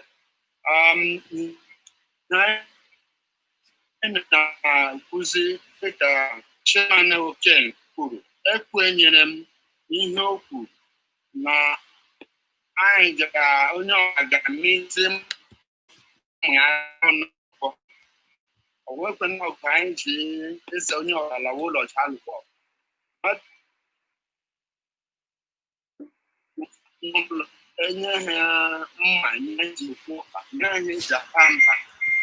akpatakwa mba aha n'ihi na anyị nwere nnukwu asị nnụga ọgụ nnụga ọga mba nnu nọ n'ụlọ ụmụ Igbo onye ọwụna bụ onye anyị ga-eme ihe ọ ga-eme ọwụkwa ihe ọ ga-ekwu ọzọ ihe a ga-eme ka anyị zọọ ala Igbo anaghị agba aka achụ agụ ndị Fulani anyị na-ekwu ihe a azụọna ha ịlụ ọgụ azụọna ha igbu mmadụ azụchala ha enwere ha ọzụzụ ka anyị agaghị agba aka achụ ha ndị nọ n'ala Igbo agaghị agba aka achụ ha m ga-etinye mgbe anyị na-eche otu anyị si atụta ma ọ weta anyị ga-na-echekwa otu anyị ga-esi mee ka ndị gọvanọ anyị ọ nọkwa n'aka ha ichi obodo a na-enweta locations eji achekwa obodo mgbe anyị na-atụta na-ewepụta na-enye ndị ụmụ okorobịa ma gịnị ka anyị chewere anyị obodo ndị gọvanọ anyị ga-ewetakwa na location ha na-anata n'aha anyị ha nye anyị ya ma ha ma otu esi eji ya na-eme ihe anyị ewere ya ziwe ndị ụmụ okorobịa nọ n'ụlọ ma ọ bụ ndị anya efu nọ n'ụlọ dịka ọchịagha anyị nụrụ olu ebe a ọhịa nwere ike ikwu ọrụ na anyị banye n'ịkpọ ndị mmadụ iweta aha ha ka ha ekwuo okwu anyị chọrọ ịnụ olu onye ọbụla o metụrụ n'obi iweta atụmatụ ga-eme ka anyị gaa n'ihu ndewo. Okay, daalụ Onna, thank you so much Arieri. Ka ntinye ife na this segment a na-akpa now ife gbasara the funding of the projects and onwe onye IPOB lokwu ebe a and okwu wee ebe uche anyị na-aga na ife a ga-eme unu ma ọchịagha kwuru okwu ebe a onwe ndị nọ on the ground dị ready IPOB ndị town unions ndị security outfits anyị nwe nọ on the ground ready to n'ife bụ mkpa bụ ife a ga-eji wee nye bụ ozi wee sị na mgbakọ na nzukọ ya bụ ego ife anyị na-ekwuzi na abụ nyabụ ego ejikwu na eziokwu enwe nke I need like yesterday mean that na onweghị ife dị on the ground anyị need to support ọ na-aga n'iru so onye nwere ego ọ ga-etinye ya otinye ana-asụpụ na ga-ekezi ozi dị ya na chatroom then after that ma ọ bụ na town unions so states associations and other organizations ka anyị nọdụ ebe a ma agree ndị nọ n'ebe a na-represent those organizations onye anyị their contact information or I can give one contact information when they send their email to me anyị akpọgo meeting na because if I put they need it on steady basis the initial one to seed money which I need like yesterday so I can give that information then anyị akpazie ka a ga-esi wee mee each group not in the diaspora ka a ga-esi wee kpara and if I put nkata ga-akpa within the next 1 to 2 weeks additional anyị nwee nkata with each of these groups so now if I didn't hear Mr. Chairman, ihe na-ekwu na nke m na-ekwu I think it's all the same thing but what would ihe anyị na-suggest bụ anyị let's say 30 days from today anyị ga-emekwa the conference ọzọ or 60 days from today ụbọchị ahụ ka a ga-enyezi anyị result itinye ahụ town unions na local organizations will make it but after today anyị kwekọrọ ọnụ so mbọchị dị otu a ka anyị ga-eme that funding meeting every organization enwekwa na ohere ịgwa ndị Igbo si lekwe ụzọ anyị ga-etinye aka lekwe otu enyemaka anyị ga-adị ghọtara ihe m kwuru. In that case, let's go ahead and set up a high-powered committee to handle that. A committee from this group, all volunteers, their name and contact information, and then enwe meeting with them ozugbo. And these people, whatever they do, and enwe meeting with them. Huh? If you know and can do the same thing. You can participate in the meeting here today. For example, I'm on Maraboma at Houston here. I want to cover the contact for Houston. When this is Tampa, I will contact from Tampa. So that in the Anila will delegates Abiacotono, where Columbus again, the meeting here, Mudio will add one indeed to let Uza Vinyaka.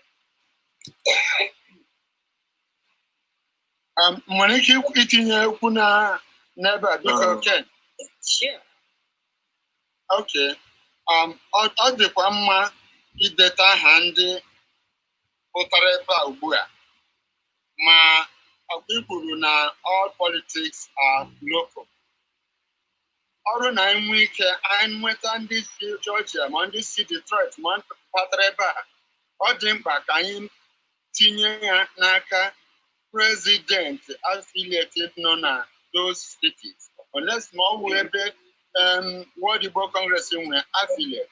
Bọs ọ bụrụ na etinye ya n'aka ndị mmadụ abụọ kpatara ihe a ha ga ikpo oku. Ọ bụ onye na-akpọ oku asa. Ọ bụrụ ebe affiliate dị. Somebody now their president kpọ oku o nwere ike ihe create a problem. So with the mmadụ abụọ kpọrọ ebe a ga-etinyekwa ya n'aka president affiliate ahụ esi pụta. The president wụrụ onye ga-etinye ya n'aka ka ọ kpọwazi oku a ndewo. Ihe anyị ga-eme today wụ izi ndị ozi ha zizi ozi ahụ zido ya were ebe enwere affiliate ha ezi affiliate ya kwụ n'ebe na-enweghị affiliate ha ga-awụ ndị gị na organize nwe ike. I think anyị na-ekwu the same thing. Chairman biko ka m kwuo one thing our first is okay vice chairman. Okay.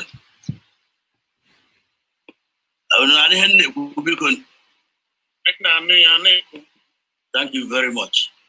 I had another 3 hours already. 2 hours. Actions. Okay, actions. So I heard you. And they not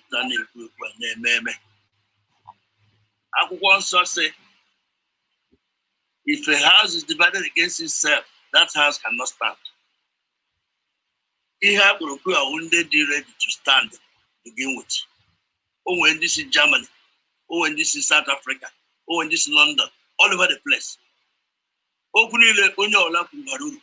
Maneje achọ onye ola lebara anya ihe ọchịagha. Ndị Igbo nọ n'ụlọ na-ajụ ụlọ si kedu ebe Igbo nọ mmiri a na-ama eze. Ọwụ ha ịkọ akọ ọ pụtara ego ole gburu ya. Ihe m na-echewo, in fact, if I'm doing my number 4 now, so be it. All this in Germany, yeah, because one now, yeah, hage, and number.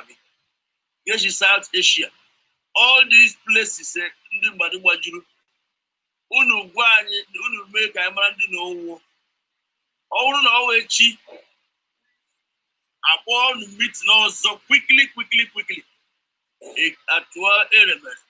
If not, Chaga, but one email, but as Legua, any page above more, I so to the gun or on the Liberana one day. I have one project, immediate project, because I'm late. I could only land 2 late. As this time, week of water to turn a go or do it. Here would check it out one first. Check it out one. Okay, man, I love it. I go on Gambo. And I'm not doing another thing. I'm a president who I cannot do. Happen to Akuko. But get you $1 million, we $1. And a high on the right now. So, meet now, the validate the teacher. Only make a man, you know. I have one. Well, what all now, not Houston. Gase oha ma gbe no kwase isita grab la total and the hit that kwakolele anye bi ka buke usu anye gbeneta ibido gbe dia so that anye mu te gaba before so we woji ya o ọchịchịrị onye ọbụla dị good at ihe gbasara hama ya gharakwana iche na everything ụcha na-eme anyị mebi ngwa ngwa gawadị ọbụ ọha n'obodo ewe. Enwere m ajụjụ. Adelia Gamba. Yes. Our host. Yeah. This system, when it clean any list in the new meeting here and number. Yes, I have seen where I will just upload the. Okay. But we have vice chairman. I'm working with that list. Can't get any aka Monanda got contact. Marakone ebe no with the place name with the presence now. Monanda got akuta keba so diko. For trying and do line na happy about. Can we come meeting all within the next maybe 3 days, Mr. Chairman, Vice Chair, maybe too sudden, but any the next 1 week, find a man card today, maybe by next Saturday, every community and when you can, Yokatawa, at least I need people, they were liberal because I am with the time. Na nwere ihe m chọrọ arịrịeri onwere ịgbakwunye na ihe Ken ekwu biko Adaeje Jemba. Yeah. Arịrịeri nwere ike inye m 2 minutes onwere ihe m chọrọ ịgbakwunye na ihe okwu. Okay, anyị ga-ahụ na ndị niile kwueni ọ dị ka anyị niile bi na Amerịka. Ọ gara dị mma ma Adaeje Jemba ọ bụrụ na ị nwere ike ịkpọ ndị niile si otu n'ime ndị si mba like ndị si UK, ndị si Switzerland, otu onye anyị anụtụ olu ha ka anyị mara ma olu anyị na ha ọdaka anyị kwekwa na ihe anyị kwuru. Ọ dị mma ịnụtụ olu ndị si mba na kọlụ in. Okay, wee gbọrọ m n'otu oge ọzọ ka ọ si ya wụ the politician Germany. I'm trying to get him. Anyway, because before I got to that point, I'm a 9 on number 5 questions and answers. And before I got that question, the questions and answers, because all the I recognize this. I'm on number 3. Can you make?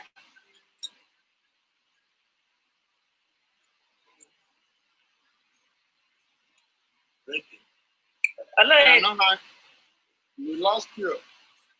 The secretary, and now no longer. At least get recognize that with 1 minute because I want to have a channel meeting now. Which I should weigh in a program. About the high will talk. Before I get into specific about answering questions because I back they not Germany and they know Australia. I know that one chief they better SO called me last night, pushing from Australia. But when Nandi were in Australia to name and how they happen to hear what Congress actually. So I will not get email. We want 1 minute to only 10 them or the possible. At least I have the feelings that was like that. Never tell me about her. I'm in the code out of what. Thank you. Secretary General. Yes. Because Okona 2. All night on a bar. I got Kokanonye. Daronye. I got master question and answer. Onye Apple, Yagwazanya Bosi. All the right. I got Gonya Garonya. I got him offend them. Then I want Okona 2 now. That's 2 hours time on that.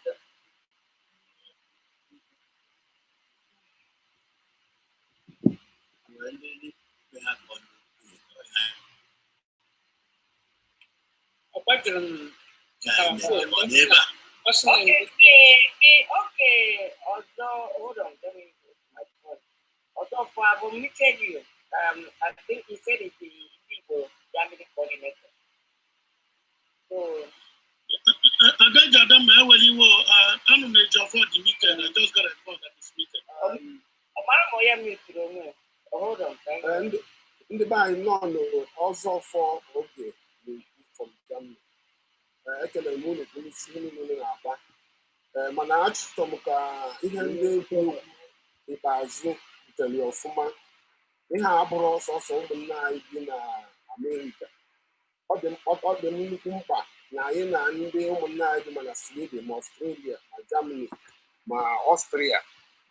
Ihe m na-arịọ bụ ndị isi ndị World Igbo Congress ka ha gbaa mbọ metụta ndị a niile tutu anyị akpawa okwu maka ego ka anyị mara ihe anyị ga-ezi ndị ụmụnna anyị na ha nọ ebe a. Ya bụ nke izizi. Nke ihe dịka ibie bụ ọ dị nnukwu mkpa ka ndị obodo niile nọ ọnọdụ ebe ha nọ mana Sweden mana Amerịka mana Houston mana Germany ha gbaa mbọ ka anyị na ụmụnna anyị ndị ọzọ bụ colonialists and their agents in Njenje without suffering, with the help of Yoruba men, conspired to extinguish that very good. Not that Nigeria fought and defeated Biafra, of course not. So if any kubu, it was a leg guy, God, I have it was Britain that fought Biafra. It was a proxy war. Britain was fighting a proxy war against Biafra, using the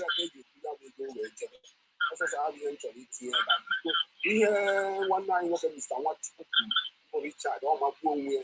They end up and I'm looking at that chance. Just the way and the figure of people, Yugoslavia, Egypt, Saudi Arabia, OAU,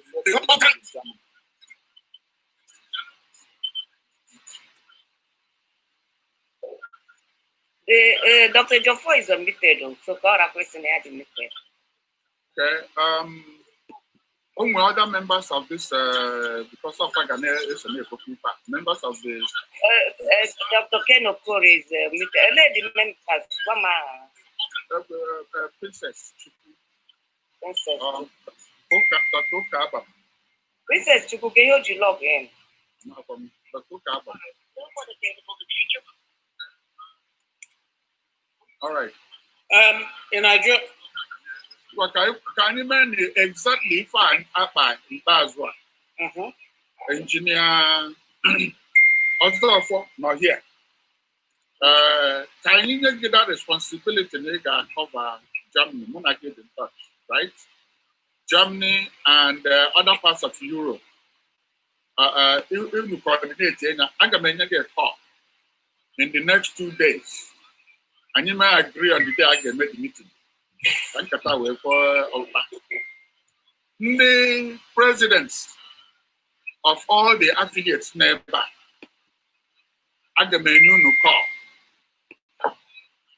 one by one. Mana my president nearby, and we can hear their responsibility to coordinate all the presidents. Mana more the omitted. Yeah, president. Educate Kwasi. Okay, let's see if you. Kwasi.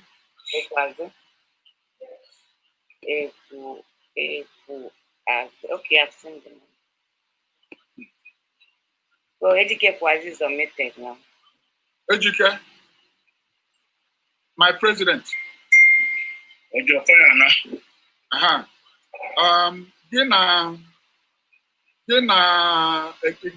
Na Victor Ilebunam na Cincinnati, Ohio.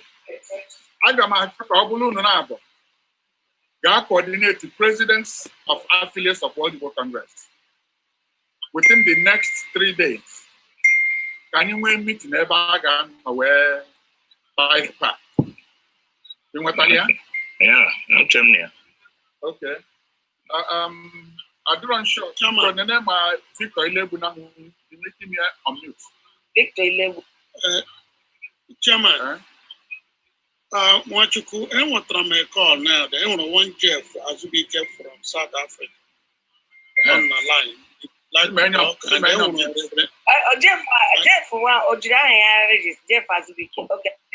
As we get, then I want Reverend Paul to go from Canada. Okay. Up on a line, yeah. In fact, he's already coordinating people in how they coordinate their own in those areas. I wish we can find a way to. Oh, we were meeting so many people now. How can we make go far out on us? It's a observation.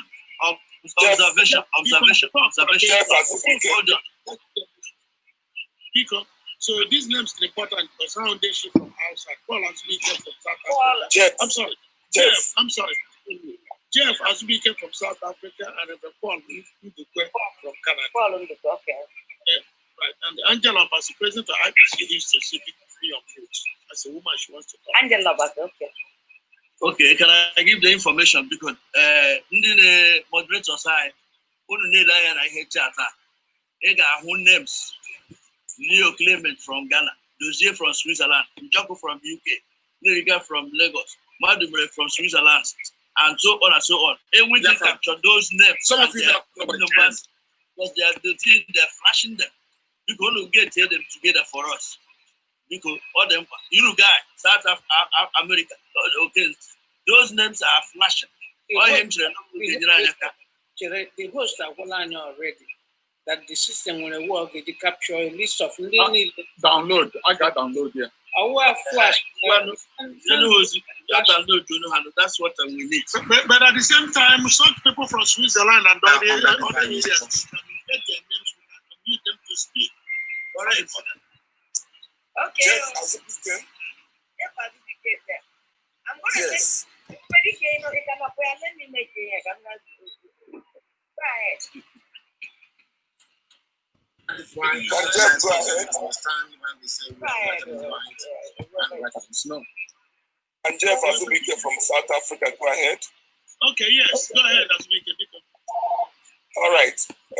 Biko, Anemeko from South Africa, from Johannesburg, Barrister Jeff Azubike. The coordinator here in South Africa. Obi Timopa, and we are very keen in hearing the modalities due to our Ochara Begoro and the Hindi group after him.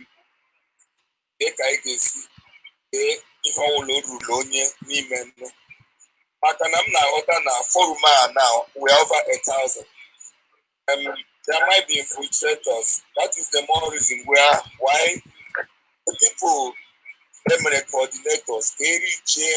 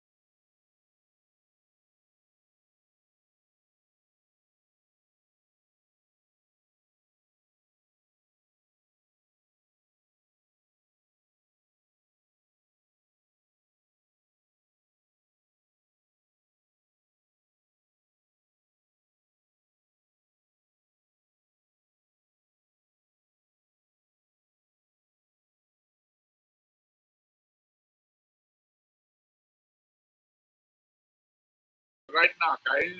Very on. Chairman, while we're doing that, Bikon and Humphrey Ejirika, they want to be all meeting. And also Basil Longwe. Basil. And yes, and all these are executive or what? Yeah,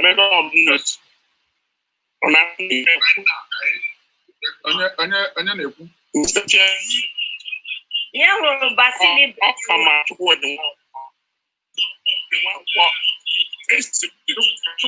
You are open. You are on. Get everybody on here. I'm not for me.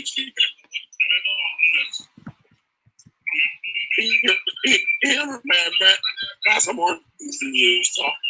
Mana, only enter the camp for one road Biafra. Oh, Radon, Sina, here you get away when Biafra. No little Biafra. Nandeta you for the Wariha, Tijan. Two poor way to get in our Victoria. I get the put aha. They gauge the gun with that. Namala, non, the awoman no she. Him the bone with it. My lord, you go. Ah, Uganda, I got my chair. That person again, almost something that be icy. That they work with. Oh, one here, not the material that marriage near African. Oh, yeah, again. What the focus will we had in my game and they put a meeting now. He can be when I'm more. Oh, one them was an hour in Igbo. May not run the Bogo, and I'm a sago. Yeah, we had to put a family book in the social man. I don't one day get the down. Adam, I'll find out if I could I get met on Saturday. You have to see them for that. I'm one of my I be what is the meaning?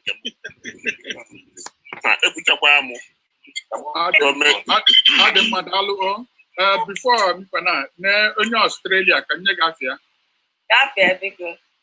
Silas Moneke. Silas Moneke. Onye New Zealand. Onye New Zealand.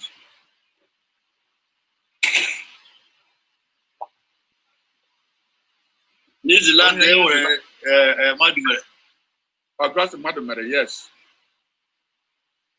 And in those years, they are all from Switzerland. Okay, hold on. And there, about Madumere. Biko Chairman, can I say something? Victor, definitely in my mind, outside the US. Okay, Silas Moneke has been omitted.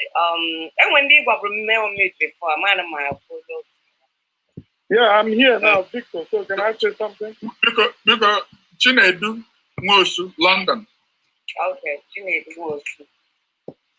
They go with them by UK, or the same area. So, and they are work as soon as they can. Chinedu will be right. Question and answers. Yes. Okay. Innocent or Kabam. I think I will go again. Innocent beginning. Who Kabam. Okay. And Blessing Chubu. Oh, Kabam. Blessing Chubu, I didn't see. Okay. I think I saw that before, but hold on. Well, everyone mentioned names. Upon Kurab Ken, Louis Okonkwo, and Dr. Ejirika, because the executives and Basil Longwe, they need to be omitted. I didn't see Basil Longwe. My mom told you. Basil Longwe and who else? Isn't the executive? Oh, Louis Okonkwo. Okonkwo, okay. And who else? Kenneth Igwe, Tinye Kenneth Igwe, because I are in another half. And one lady I need to remind her, okay, blessing to you. Okay. All right, guys. Because I was standing outside. Sandra Mercy. Right now, I'll call you as soon as Sandra Mercy. Honor Kazakhstan. Sandra Naso, and maybe on mute to go just an ekele. Emeni on mute. Okay, Sandra, thanks. Then when Chukuma Opera, okay, I'll go UK for Chukuma Opera no UK. Austin Walker, New Zealand.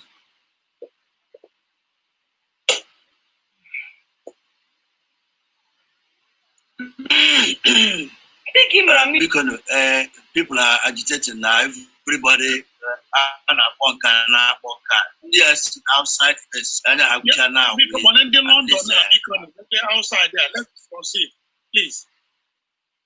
You want us to go for Chukuma Opera UK? Chukuma Opera, yeah. Chukuma Opera. So, actually, you want to give country coconut now because allow him to start from Belgium. Okay. Oh yeah, she's Belgium.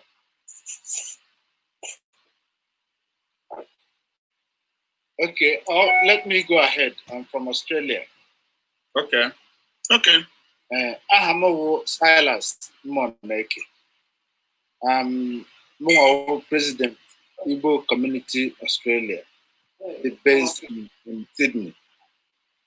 So I've been New South Wales, for instance, and we're Igbo community groups abroad. Now I have Igbo Community Australia. That one can they lead. We also have Eastern Nigerian Rescue Forum that is very effective. Mina Stephen on the line now. First of all, I'm making the World Igbo Congress. Before about 4 years ago. I have an affiliate, but I support reunion.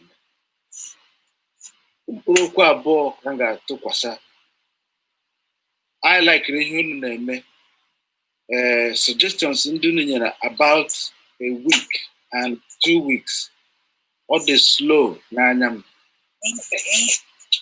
association in there and use in there the one I'm leading. Our association back. Orona a convince her today. See how we take how they there within 2 days.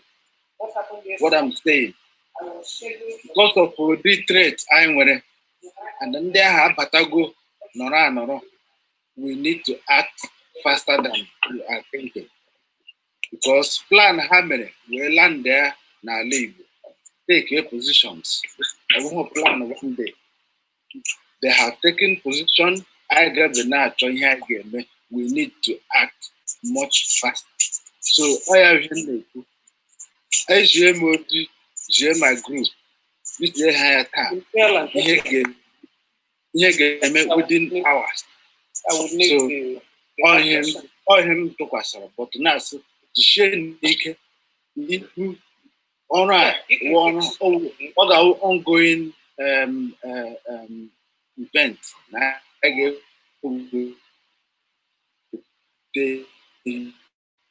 my support to her. Yeah, can you for what it is? It's a bigger job, and all here gonna be.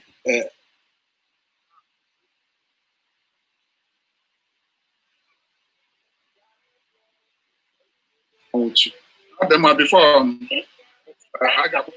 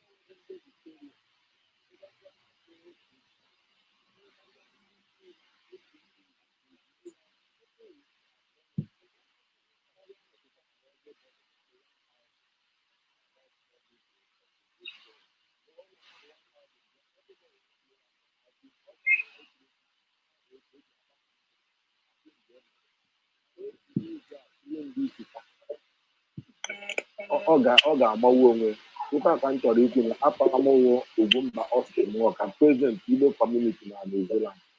Daalụ. Ọ dị mma. Biko Dr. Ken, Let me stop Dr. Ken because Ken was making noise. I just want to say something. Don't worry about that. Can we something? Okay.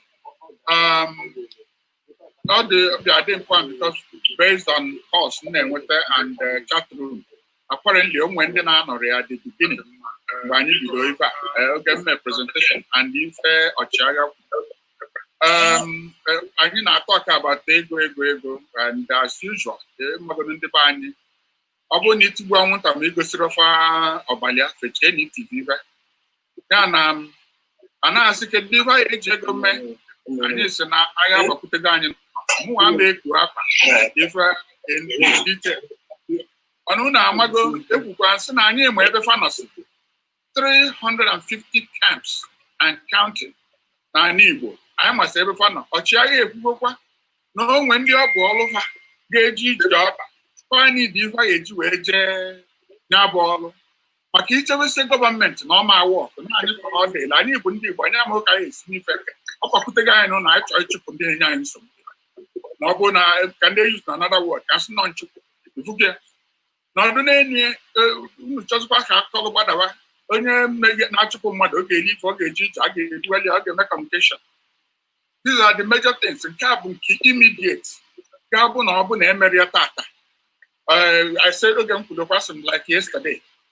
Then going forward, sustenance. There's no guarantee in Messi with with the money with all these camps that you can wipe it out at the same time. So now, if I get stage by stage. In fact, by the time I am I don't really like it. Before I have smaller groups, I get set up. I need to decide what kind of money are we looking for. And then when we get to you now, based on budget, say make it go. In fact, it seems when up to 5 million, I'm so right now I need them, all these people from outside. They will go open the presence of affiliates. Now, many places I know where affiliates and they give their information. In the West Coast, people in Fresno, people in San Francisco, people in Southern California. I imagine that certain mother. Canada, will communicate with them.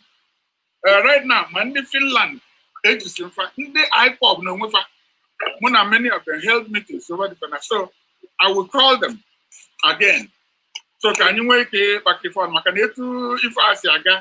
Suggestion are calling. So I can jello each of these people was in the South Africa, in the New Zealand, in the Australia, in the Kazakhstan, and so on. I have their information. So in the next 2 days, I can communicate with them. You can put on a line now, even because Chairman, let on your London or UK. Okay, when you come to one even okay. So more in London, and you got communicate with them within the next 2 days. Can you we before Saturday? Where even say come when I put Mr. Chairman, I've muted almost 90% of them, and the people are complaining about background noise. So I want to have a proof that we. But I want to London, because okay, a lot of names. I'm in London and the Japan. I'm meeting the next year. I don't go in London. On your London, become or on your UK. That's one of you speak, please. Only one Franklin, Barrister Franklin Wako. Okongo speaking, Barrister Franklin Wako. The boy who cover the whole Europe. Any move. Everybody wants to get details. I don't make it now. Zoom.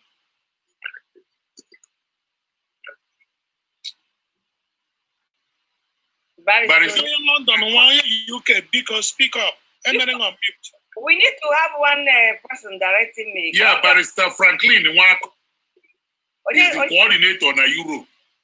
Franklin Wako. Wako. WNWAKOI. Okay. So in the interim, all the people have got Sandra, Mercy, Austin Walker, Luis Okongo, Kenneth. Oh yeah, who Franklin in Wako. Unless has been omitted. Okay. Oh no, I move on.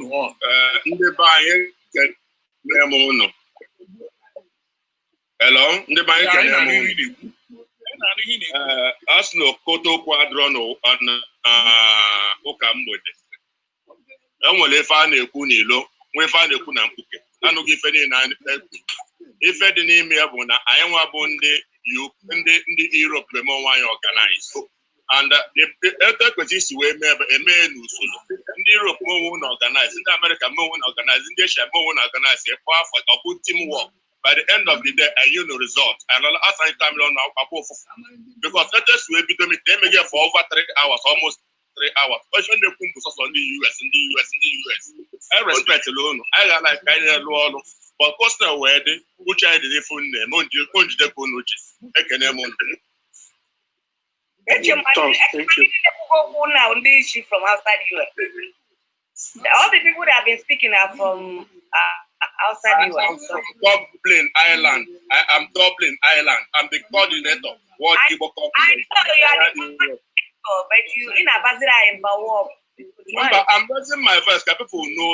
I'm not on my number for what? What if I can name? Okay, I want to know yours not cheap. I want to know yours not cheap outside because go speak. I'm on Japan, Finland. Yes, please let the person speak. Only okay, in Lebanon, Nakeba, Ghana to stand in the Blessing Chuku, I'm trying to make Blessing Chuku. Why not know? Well, let some women talk to us because they're not doing why couldn't Angela Bassett before? Blessing Chuku has been unmuted. Angela Bassett, I'm just everyone. Thank you. Humphrey JK City is still muted. Thank you, Adeje Jemba. Finally, I'm glad to have been unmuted after so long, being a moderator and being on mute. Thank you very much.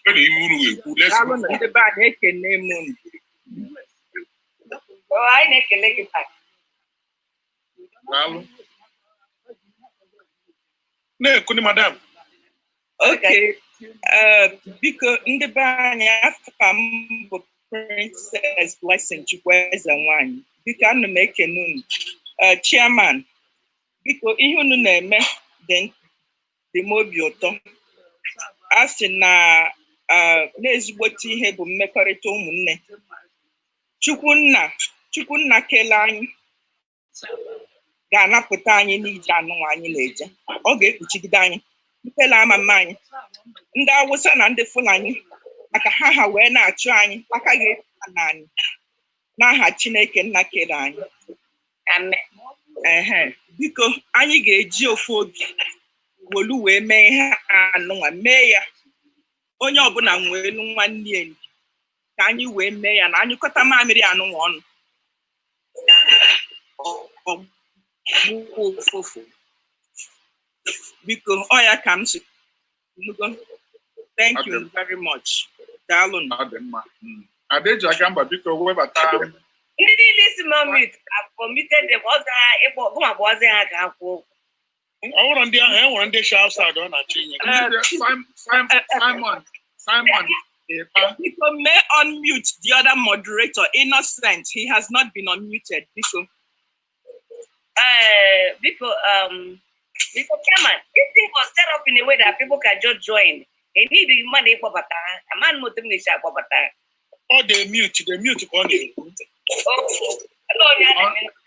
Unmute Simon Epa from Finland. Okay. All right, Simon Epa.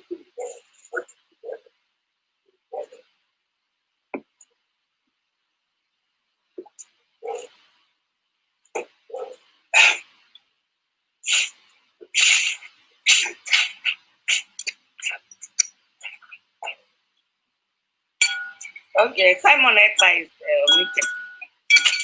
So Simon Epa is unmuted. Simon, don't come speak.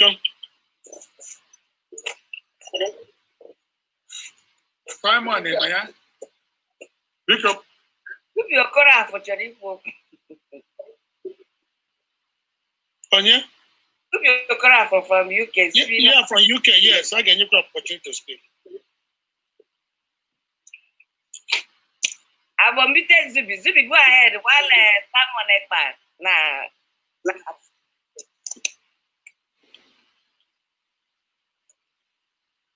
The thing muted again. I said my Zubi Zubi ngwanu biko anyị na-aga na time na abụ. It became muted. Now muted, man. I don't know what happened. They won. Zubi okora kone go. Okay, Zubi. Go ahead. Meku from London. I'm the secretary of Obakondi Igbo Emeritus. So, I make the Lucy in UK finish way. Kpọkọta ọhaneze ọnụ okwu abara uru otu gokwa ndị UK itọbakwana itinye aka n'ife a na-eme n'ala Igbo mana anyị nwere the platform so anyị kelere America ndị WIC kafa ji ebulite this platform anyị ga-stand on and then mgbe ka anyị nwere ike isi mee ndị UK chọrọ ịbụ part of this effort ọ na-etu anyị ọla so mgbe ọbụla a ga-ekwu okwu ego a ga-ekenye ndị UK agwa anyị achịkọta onwe anyị ọnụ anyị ga-aza afa nna anyị daalụ nọ ịgbalịala ele ndị ọzọ mkpọchụ ahụ ndị mkpọrọ ahịa ọgọtụ mmadụ mere ha si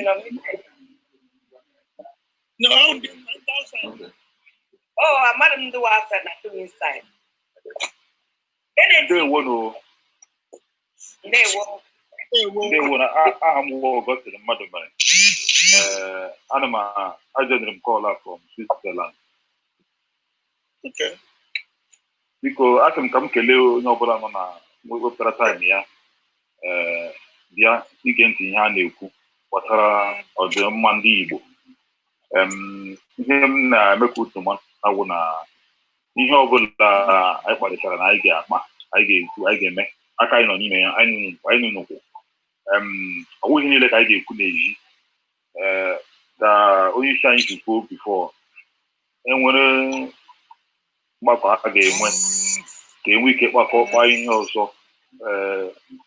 ihe okwu ọnụ n'ime I will be available anytime mgbe ọbụla kpọrọ m anụ m ya ka anyị nye aka hụ na ihe a na-eme na-aga ọfụma. For the meantime, ama ọ dị mma na ọwụ ihe niile ka anyị ga-ekwu maka na eshechara ihe na Facebook ma ndị wu ndị Igbo ma ndị na-awụ ndị Igbo na-ede anyị na-ekwu asị suka mma na nneji biko ihe ọbụla anyị ga-eme ka anyị tie ndị Igbo ebe anyị kwesịrị ịnọ aka anyị nọ n'ime ya ọ bụ ihe dị mma na adị mmadụ almost mmadụ 1000 na this conference ọ ihe gosi that na ihe onye isi anyị kwuru people were listening anyị na-ege ntị and ndị mmadụ uche ndị mmadụ na ihe ndị Igbo na-eme biko ihe ọbụla nnukwu okweretara aka anyị nọ ya anyị ga-asọpọtụ anyị ga-enye aka ịhụ na ihe a na-eme na gọọmenti ndewo. Okay, because Simon put us in academy on mute. That my name was omitted longest time ago. Except for my name on mute. Chairman, in addition, I want Timothy Wango calling from Nigeria. Timothy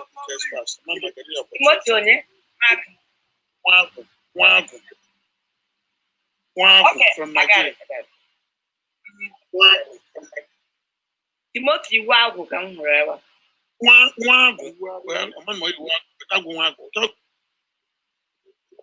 What I said is Iwago. Yes, Iwago. Go ahead. Igbo Mamano. I would Timothy Iwago. No, Timothy Iwago. Sorry, also Iwago. Sorry. He's already. Yes, talking. I'm talking. I kelele m ụmụ Igbo. Ekele m World Igbo Congress otu si na America kwekọrịta marakwado na ihe anyị ji mara onwe anyị wụ na igwe ike and ebe ọ na anyị ekwekọrịtala ileba anya n'ihe mere n'ala anyị Chineke ga-anọnyere anyị niile. Enwere ihe m chọrọ awụ m onye rụrụla na awụ m otu n'ime ndị lụrụ agha na rụọ ka onye agha na Naịjirịa hapụkwana ọrụ ahụ afọ asaa gara aga. Awụrụkwara m onye isi security and safety management gburugburu ndị agha senta ha nọ na Lagos fọm ahapụga ọrụ ahụ mana ihe m chọrọ ikwu egele m unu ntị anyị enweghị sistem ga-ama mgbe ndị na-ekwesịghị ịnụ ihe anyị na-ekwu batara n'ime otu anyị especially so adịkwa m sure na ihe na-ada ụda ebe a na-awụ eweta ego iweta ego ahụ awụchahụ ebe nsogbu nọ maka na ama m na achị iweta ego taa na echi a ga-eweta ego esi m Lagos na-ekwu okwu a achị iweta ego taa na echi a ga-eweta ego beta ọwụghị iweta ego achọrọ m ka ihe ọbụla ga-eme ndị na-eweta ego asụọ ngọngọ tupu a na-eweta ego kwesịrị ịma committees ama m na unu dị well structured a ga-ama ndị nke wu security na ihe a ga-eme ekwuo ihe a ga-eme na ihe ndị a chọrọ ime ị gaghị weta ego ebe atụmatụ na-enwebeghị ihe ndị bekee na-akpọ breakdown ọwụwụ weta ego anyị ma na eji ihe niile na ego ka eji eme ya anyị ma na ndị ga-aga legharị anya na ego ka a ga-eji agba ụgbọ anyị ma na ndị nwere ụgbọ ga-ebugharị ha na a ga-etinye mmanụ eji anya ụgbọ mana achọkwara m ikwu na ọ dịghị mma ka nwa afọ Igbo ọbụla si na-eweta ego mkpọ ya enwe ike kwupụta gbaa ama ihe ọjọọ ọhụrụ n'ala Igbo ndị ugwu na-achọ imegide anyị. Ọ bụrụ na onye hụ na nwere ihe slogan anyị na-eyi uzu ebe a, asị if you see something, say something. So ọ bụrụ na onye bụ nwa afọ Igbo hụ ihe ọjọọ batara n'ala Igbo marakwana ebe ndị ọjọọ nọ, gbachike nkịtị na-eche mgbe a ga-ebupụtara ya ego niile nwere ndị ugwu niile a na-abịa egbu mmadụ, emebisi obodo, mebisi ihe akụ na akụ. Nke m na nwere onye na-akwụ ha puku nde bifo ha eme ya, mana nke a batara n'ime ụlọ anyị and anyị kwesịrị ịkwụsị ha. And ịkwụsị ha now, a ga-enwe step by step ihe a na-akpọ system. System has to do with step by step approach, process. So ọwụhụ gbim ọwụhụ an event, ọwụ a process. And maybe anyị enweghịkwanụ all the time in the world for a lot of rehearsals, but anyị ga-amarịrị ndị a ga-akpọ aga. Anyị agaghị asị na ụmụ nwoke kọrọ ụkọ na mba, anyị ahapụga ndị ara ha lụrụ ada anyị. So anyị agaghị asị na anyị enweghị oge, anyị the little time at our disposal, anyị eme ihe hastily. Enwere difference between being in a haste and being fast. You're not in a haste or panicking, you gotta be coordinated. So anyị ga-eme avoid panic. Ihe na ngwa ndị ọnwere o nwechara ozi ndị anyị na-anata from ụlọ na-anaghị anwụchakwa ya. Igwe ekwentị anyị na-eji ekwu okwu emeela ịtụ ụgha adị very smooth. Ajọ m ka onye ọbụla ghọta na anyị mezie ihe a emezie na anyị ga-echekwata ala Igbo. Anọ m ya ebe a, ihe m na-emekwanụ ihe gbasara ụdịrị ihe a ekwukpọ okwu a. Ekelekwanu m onye mere ka m nọ n'ime ọgbakọ igwe ekwentị na anyị megere. Ekelele m onye nke webatara m injinia Ude. Biko enidiri kpa ihe ọwụ wepụta ego. O nwere onye kwuru okwu dọọ anyị aka na ntị na o nwere ihe mere na oge alụrụ ọgụ nke ka alụrụ na o nwere ndị enyere ego, o nwere ndị ka enyere ha eji aga skuul. Mgbe ha ji mechaa PhD ha wụcha mgbe ọgụ ji tie ha dịbịa sorokwe ndị ugwu chịwa anyị, mebisi anyị ihe karịrị aka. When ndị enyere ego ya okay, let me close that bit.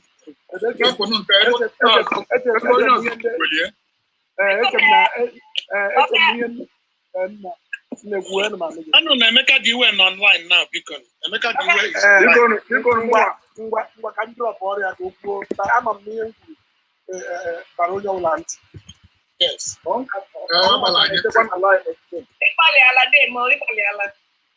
Yeah, biko wepụta Emeka dị iwe biko ma ụlọ Emeka dị iwe.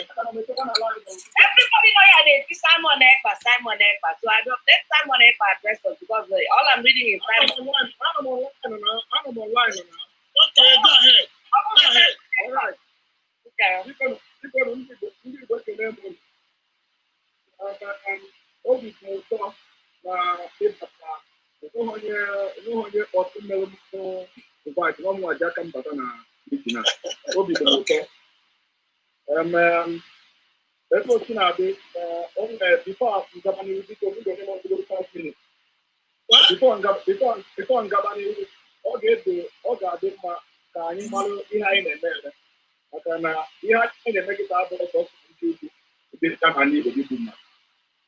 Anyị ga-ama ebe ihe niile a na-aga. Anyị nwere ndị iro. Ndị iro nke mbụ bụ ndị Fulani. Ndị iro nke abụọ bụ ndị gọọmenti of Nigeria, ndị na-achị achịchị. today, I don't know what told you. I don't know what told you. I hope you don't know on your army, on your army in our people, in Nigeria. I don't know what told you today, but now, Google in the signal. That's not the way now. I'm today. I'm from the reliable source. And Mahabia opinion that and here was very important. Now, I can see what apart from the big week, I'm going to my own World People Congress. That this is an opportunity. We have a good opportunity in creating what I'm doing. But the fact that now, here you now, after you remember, it was only the people. When you read the trust, only with the people. And only one mellow, feeling that you take I think that you cannot, because you know what I'm on where you can make their food to start. So I want to be creative. And move on one more pattern at this meeting now today. Before now, but meeting now, and then create an awareness. It's time, you know, the IPOP, and the World People Congress. And the year is originally to battle a lot of positive change. Now, even this, because half now that now, over number the kind of which whether you know what I like, whether you like it or you like it here, also my even the largest movement now freedom today. Open and I want to recommend the World People Congress. I gave you you can't go now. Yeah, I'm not talking about what wants to just to start it and then do the Makana. Enemy our enemy before. I used to to go to care people and I used to guard the Nigeria, which is the government. All I used to guard the car, you can be Ubu, who will get it up on the government, I get Selanya. But I defend the Parano wine in army against the people are now. I get people anya. Or not the second enemy. Now, okay, I now. We will cheer the second enemy, which is the government in Nigeria. Over now, you put people are now not trying to 350 places. And we are now. Immediately, here, the Yoruba. We're going to get Yoruba now. The Nigeria able to have mana all just threaten carry and handle Amoteko. So I get a second plan. Immediately I do get maybe here na Kwanya, Idina Ebuchi, can do Ali Bundibani, the government to Gabiana. It's a short thing. I get him and go when I'm here. You can't how much of young threat. I get to the line of. Now, here's the we have now. Here is the Nana Obuka just know Makatu Gubiaro and he will get at the age of Pantaka. Mobo no emotional freedom. So much about it. Here I got a cookie bag and I got as if I make it back here. Can you safeguard their needs? I cannot want to say again. Then what I get to freedom. I get to one. Makana, we will change we will get. You didn't change the pandemic like you can do it. Oh, again, so I never had time to get here was all I get to oh, what am I doing to Balloon? Nankuru will go away. If I am Nankuru will go away. As my teacher to Talon, the World Igbo Congress. I don't matter to tell you, I'm not to tell Ali Alwa. No phobia in trust that now who not have different things. As my thing to tell now. Ndị Igbo nọ na America at least carry 2 million. Obu ha kwa mwe that go anywhere. Now, apata na ndị Igbo niile nọ na Europe, na Asia, I need only 1 million Igbos. Just 1 million. 1 million Igbos ahụ. Unu be very trust with Maazị Nnamdi Kanu. Anya maka trust aka trust kita. Nke a bụ ezo. Unu be very trust with Maazị Nnamdi Kanu. In the World Igbo Congress, they build your app a video application for contribution. That application now, in addition to using the method that that application now only what Igbo Congress can build. I get target 1 million. I get push here, market it in the internet, market it on social media everywhere. And then I with 1 million Igbo all over the world. That 1 million now can make sure now every month I contribute to $10 to that application. Now that application now I go only for account. You don't need to do anything. Your $10, press 10. It goes directly to their account. Every month, those 1 million people register at that application. We make sure that now every month we hang $10 or 10 euros. I am here a specific time. Between now and December, I might go next for here people. Policy. So I would like to answer now, almost anything actually capital equip update. I make sure they build this trust because now they have to get about other groups about us on the World Igbo Congress. Every other group in a party of Biafra or any other Igbo group should come and affiliate with World Igbo Congress. It's going to be the biggest thing to happen now. No. Thank you very much. That's wonderful. People, Mr. Secretary and Mr. Chairman, people don't like name people my accused of what I don't know. Everybody want to be heard. Everybody want to be muted. They're not even listening to the speaker. You want to chat or meet me. That's all right. That's Jagamba because Emeka I mean Emeka Diwe because no Batawala now because I'm Nigeria will be the president of our city as such. Emeka Diwe. Okay, I'm not seeing Emeka. Can you register with the Anjola Dr. Kilekam Chukwu you register so no Emeka Diwe or Emeka, I don't know. Okay, we can be. I will not be ready. Yeah, I'm already ready. I'm Chairman. Yes, Chairman. Only locals that all them from Europe with all in from Europe with South America. Okay, sir. Okay, sir. I have okay, sir. From South America. Okay.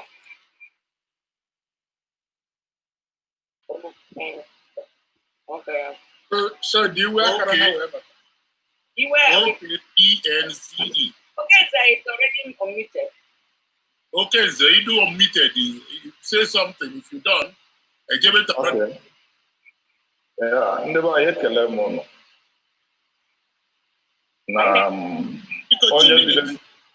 Onye bi n'Enugwu bụ onye kwadoro na tata ga-adị otu osu wee dị.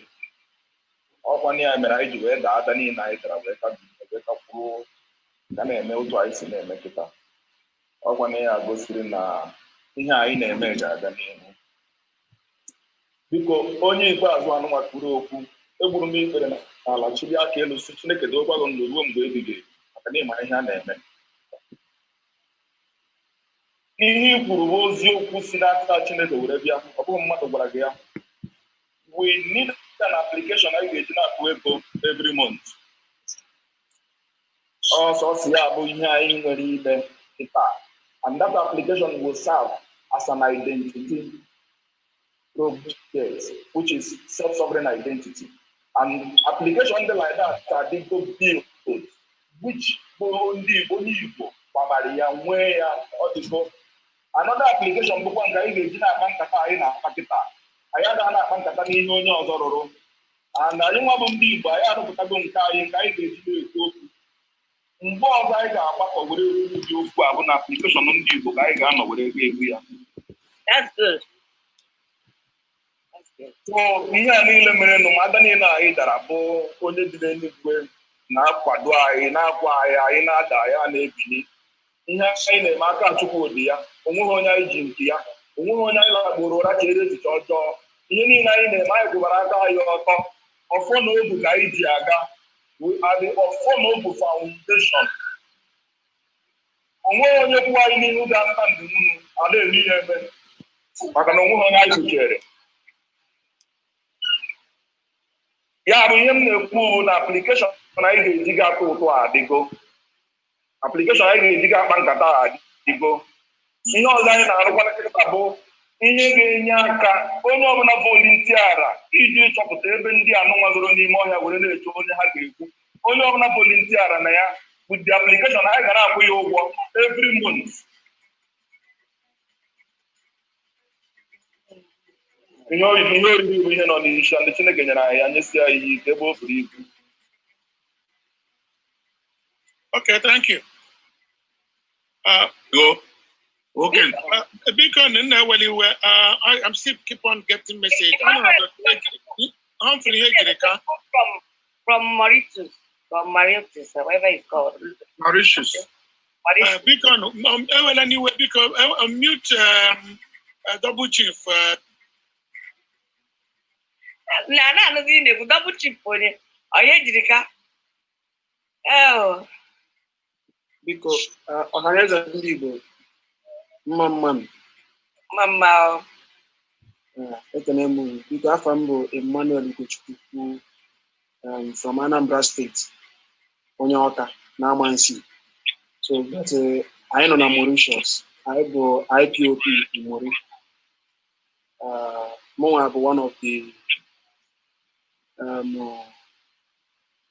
one of the head in Mauritius here. I be IPOP in Mauritius, but not just because of they have not recognized us, but we are working on it now to do something because of the lockdown. So they tell us to have some patience. So Ian Choiku Bonona. According to Ian Madiku, before once one of our brother, here, Sena, yes, everybody makes sense and everybody contributed well.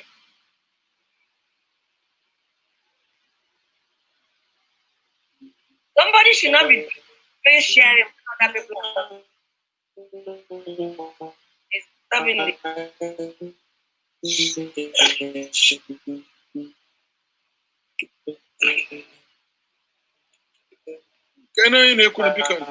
muted some people. A man maybe did not wish. You don't mute a lot of people.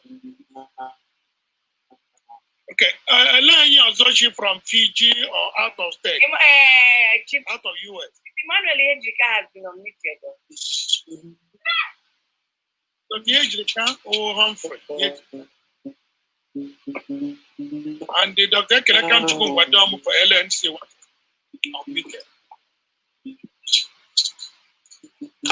Not all about the solution now is not going to take place. Because I can only book it and one. And young Mara Mondo Ausa Kaina Kondo police. Because Mama someone could go come or Simon. Okay, let me meet Simon then. Already, guy who Emmanuel Ugochukwu from Mauritius. Okay, I am Mauritius. Biko, go ahead. 2 minutes. Yeah. Why did you answer the call? Or you try to eat your food? Dr. Konko, you're making noise. Dr. Konko, you're making noise, please. Mute yourself. Guy, just want to know why I'm going to mute Lord Lada Obijak and some other women because I would not know go. Obasi, Angela Obasi, President of the Angela Obasi. Let me write it up. Angela Obasi. But when you also ship from out of the US, as a everyone accused that we are dominating. That's what they're writing on the chat. Reverend Chimobi, okay, I just saw the chat now. Hold on, let me unmute you. Clement Chimobi.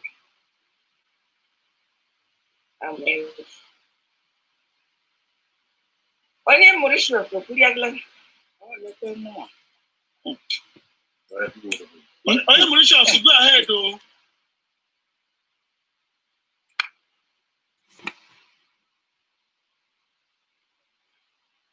I'm meeting on Yes. Reverend Father Clement Chimobi. Exactly, that's me. Igbo mama.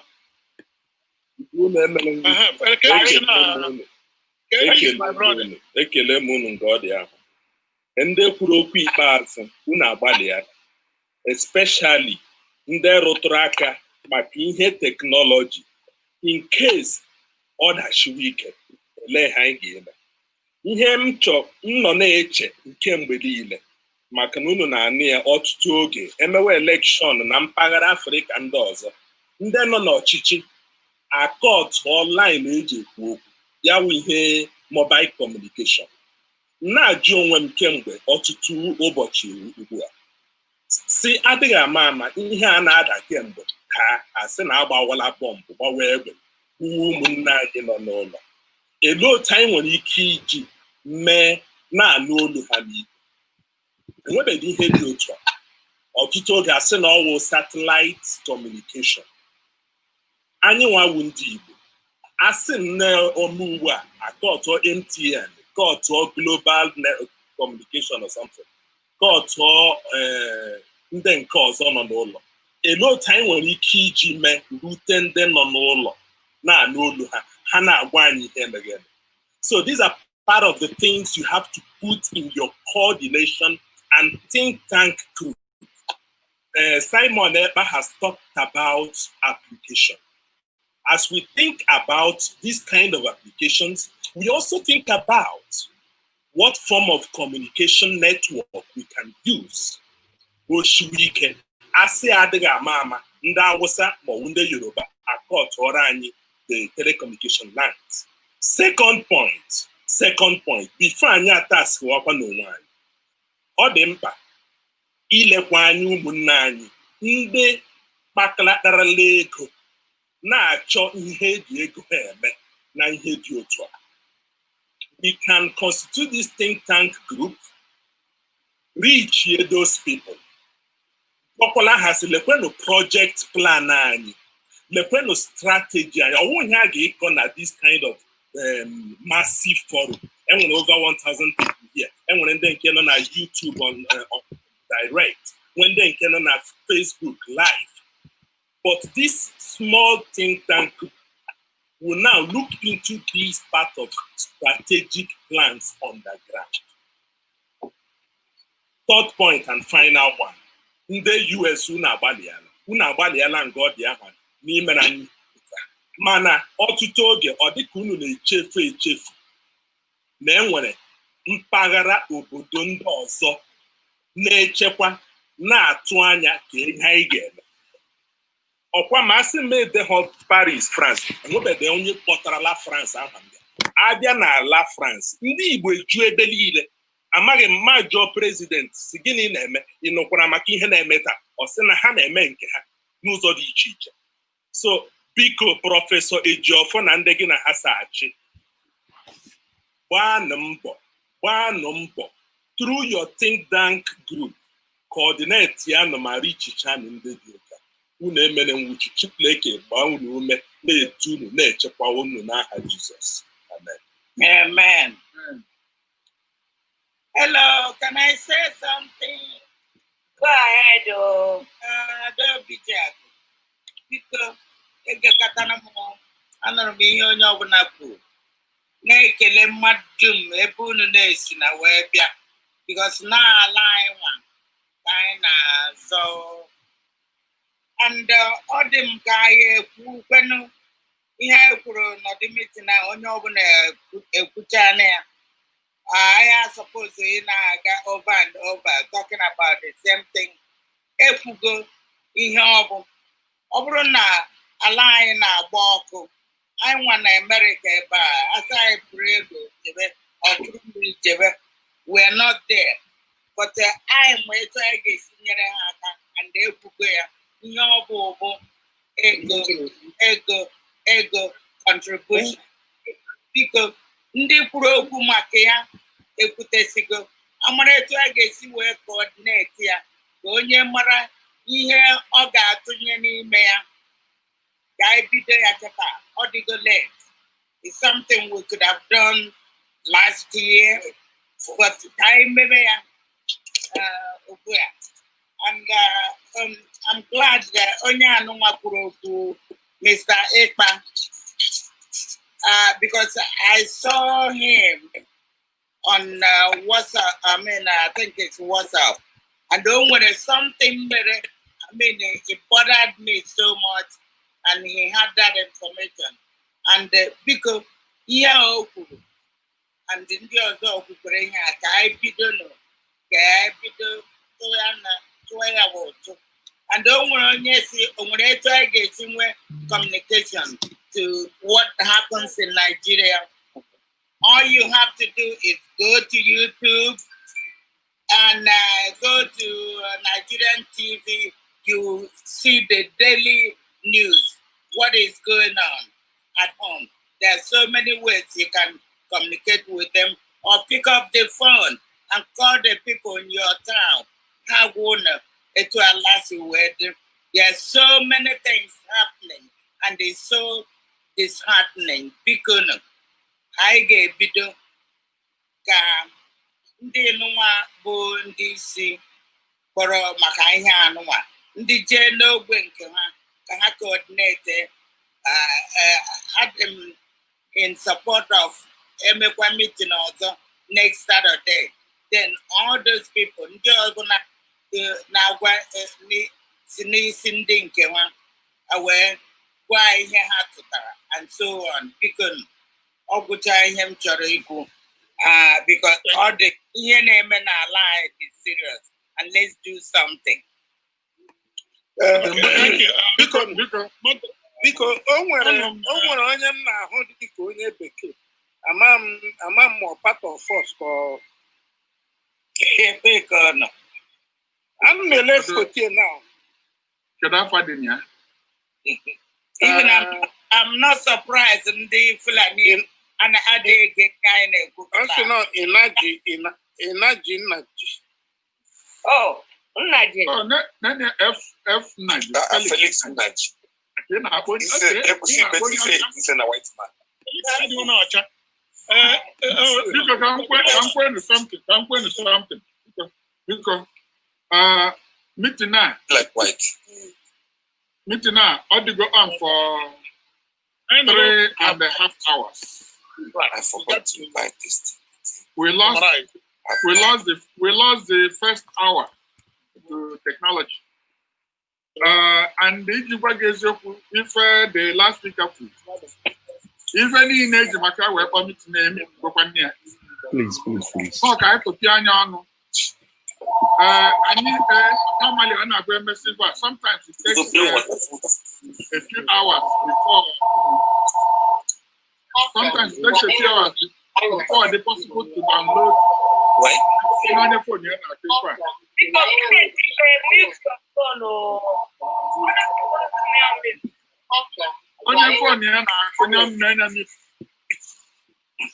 all right. Sometimes MSM meeting people came with more than 1,000 people. It download the chat room and they need to enter information. Sometimes that automatic might take a few moments before I land there. When you can check, I'm going Ejimo on record. This is all parts of USA. This is Ghana, Mauritius, Luxembourg, France, UK, New Zealand, Australia, Canada, Kazakhstan, Uruguay, Brazil, Denmark, Germany, and so on. FIFA can not check I'm going. They represent some of the major presentations here. Latest by Monday, as soon as if I can contact all of you. But then you have to come Saturday. So whoever from Willie and Monday not doubling, Fancha, I will get in touch with them and then we can give her up so that I may find a report on Saturday.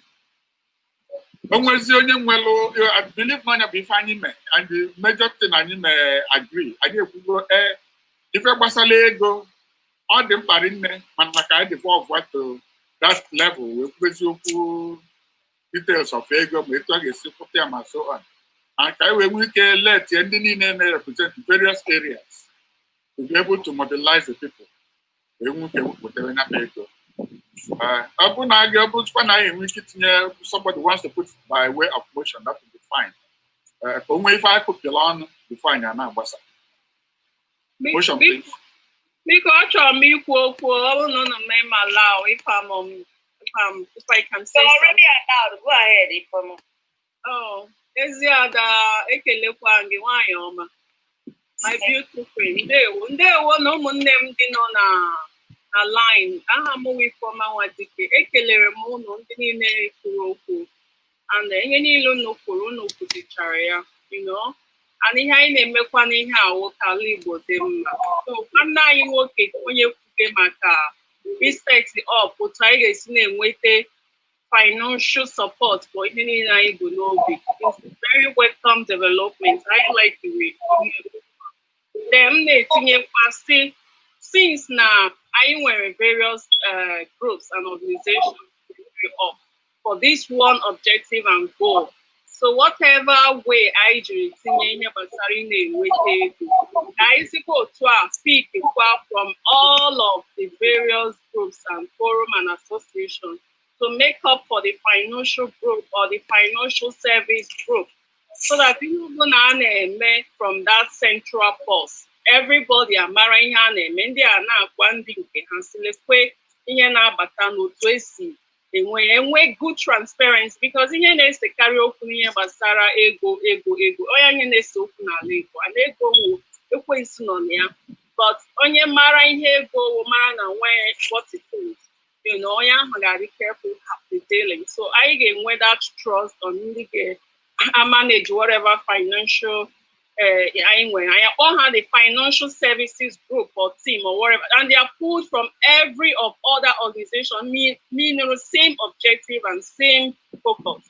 So they go we they will go at the end of the day, so that whatever I wear, if we can even put the whole organization and different groups and whatever into various clusters, financial services group, media profiling group, lobby group, political, whatever group, I remain into clusters. Every of organizations will appear together under these different groups and clusters, so that I may in carbon a push you to those carbon and you will one central body which is made up of every other person.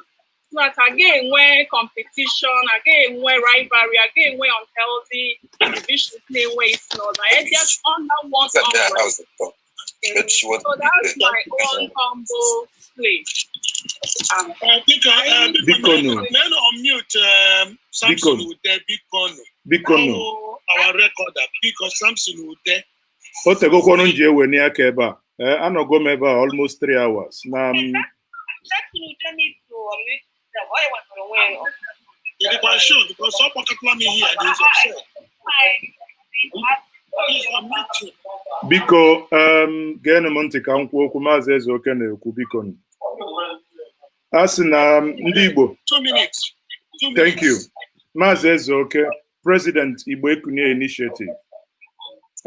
Biko nu ihe m tị ka m kwunye bụ na ekene ka m na-ekene onye ọbụla rụọ ọrụ ya ụka wee nọlụ dịka Professor Jofosi wee kwu, I lose go 1 hour to technology. That's fine.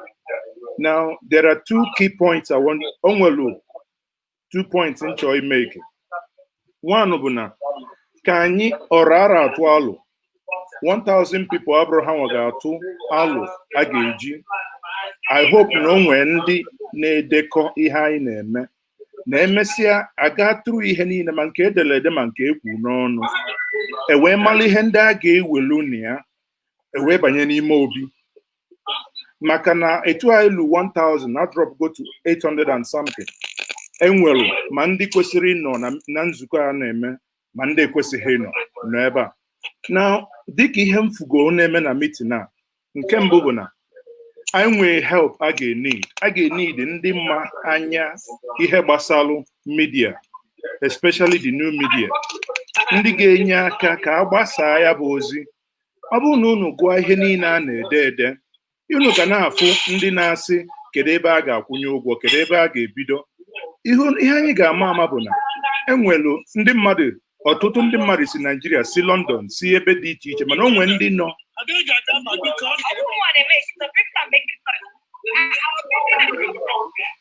biko ọ bụrụ na ị ga-emute ndị ọzọ biko adị eji aga mba iwe ga-adị n'ọkụ so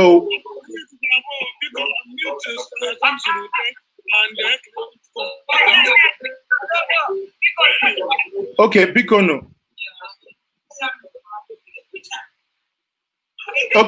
no kedu ebe noise a si abịakwọnụ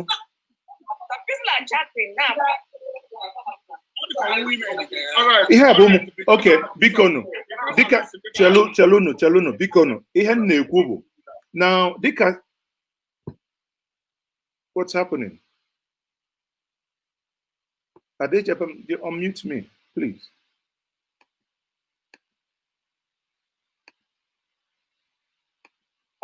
Okay, just a minute because our people on Araya and follow direction.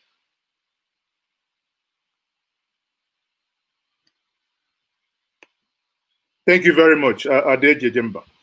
Biko ihe ọzọ m na-ekwu bụ ara arapụkwa n'isi aka ụlọ agba olion. Ihe ọ bụ na anyị ga-ekwu onye uche anyị niile amaga ebe okwu na-eje.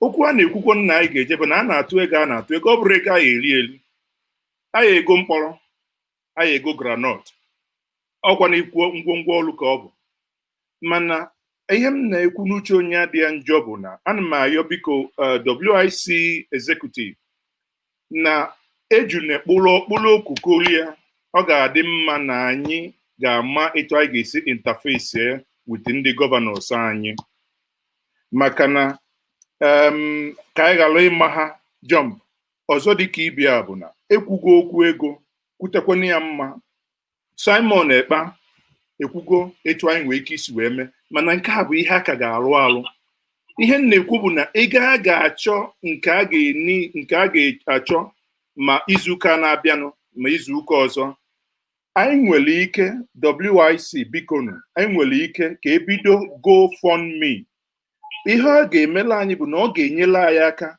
ebe ọ bụ na mmadụ a nọ na mpaghara ụwa niile ọ bụrụ na $5 ka o ji onye ahụ ga-atụnye ọ bụrụ na $10 ka onye ahụ ji na onye ahụ ga-atụnye that na ọ ga-enyela anyị aka ihe ọ bụla anyị ga-emegodi ka ọ bụrụ ebe anyị ga-ebido maka na ụfọdụ nwere ike isi onwe ndị Igbo nọ na London nwe ndị nọ na America nọghị onweghị nzukọ ha nọ mana ọ bụrụ na ha marụ na ego anụnwa anyị jee GoFundMe anụnwa bụ World Igbo Congress bidoro ya na ọ kwụnye $5 na ọ na-abịa n'akpa World Igbo Congress ọ ga-adịli ya izi o welu telefon ya mebi ya emesịazi ala ka anyị wee nebezie anya etu a ga-esi asị na ụlọ tọba ụtọ ekwobe enwezie application dịka Simon Ekpa si welu ukwu amazi etu a ga-esi wee mịa ụmụnne m biko nụ ogwu na ka ọra m n'ọnụ thank you very much.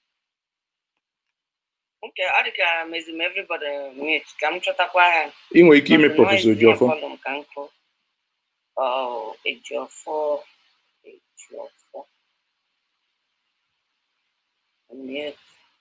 All right. Ndị mmadụ biko unu chekwa ntị since the last thing nkwu and even before that on all the time na repeat a lot of things and the question na meeting last go this long be enough. Anyị akpasịghị ife anyị ga-akpa nekwanụ ntị.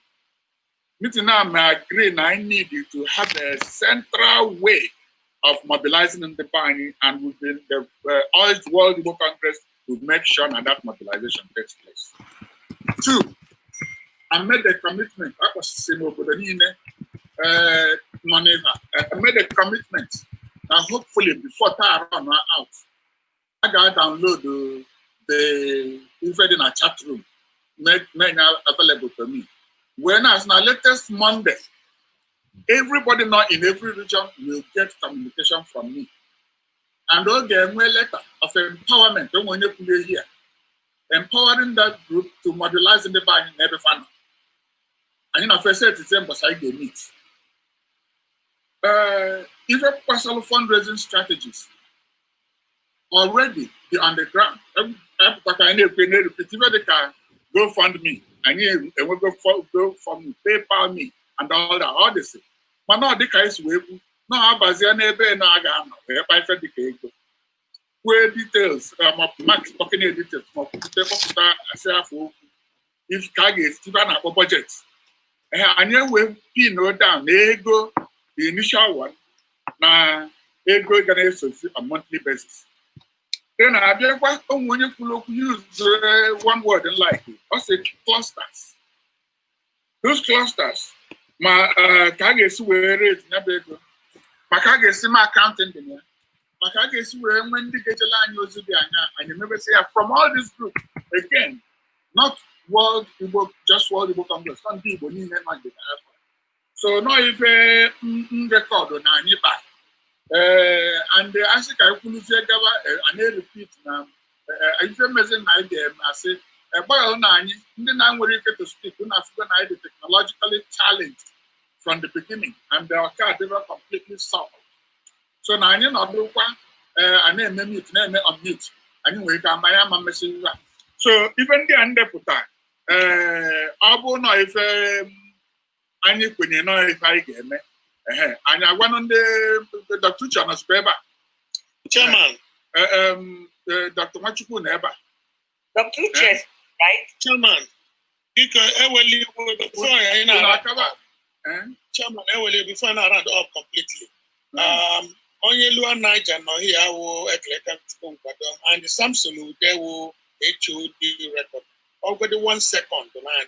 Okay, Samsung there, hold on. Samsung there. And that collect and let me go far on mute. Samsung there has to be he muted himself. He has muted himself now. Dr. Kabam, Dr. Dr. who? Ukabam, Charmaine, Ukabam, it takes before. Ukabam, okay, hold on. Ukabam. What Ukabam, they were innocent. Okay, let's get a map now. Only innocent can go. Innocent Ukabam with the right person, no? Okay, oh, like it. Innocent Ukabam has been unmuted. Okay, Samson there. And as I said, Ekeleka Chukwu for Lower Niger Congress. Ekeleka Mugeni Chukwu Nkwado. Ekeleka Chukwu. The first name. Ekeleka.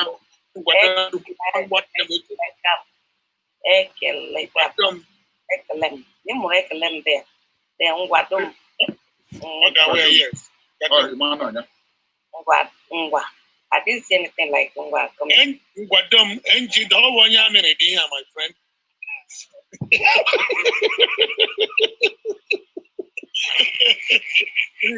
Oh, I was starting to be here. He muted himself, so I've sent him something to mute himself. Something today is ready to go. Okay, they want to be on a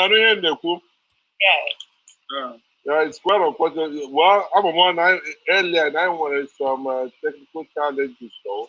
I was trying to speak a little bit earlier. Good thing I when a woman ship from outside America called, but when somebody they didn't just call in. Oh yeah, coordinating with them. Always joking now the HOD recorder. I'm also national president of the major state, Imo State.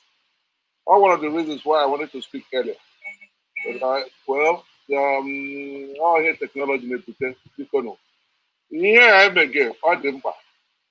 One of the things that people can trust because I get to trust to wine.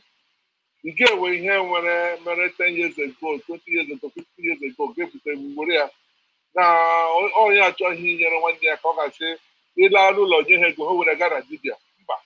Or not here that work. We have to find a way to trust each other. Because I'm going to Africa. This project will not get projects. In as much you have to be careful, but all the same, all you have to see me, all you push my around the children because you will call you now have Jesus. Amen. Good, brave. Madam needs to mute himself. He muted himself, just like our president that just took me to the way. So if people muted themselves, I cannot mute them. So if you can speak 1 minute, can you move on because it's almost 3 o'clock here. Dr. Pauline want to talk, so I'm going to mute him. Go ahead, Dr. Pauline. Go ahead.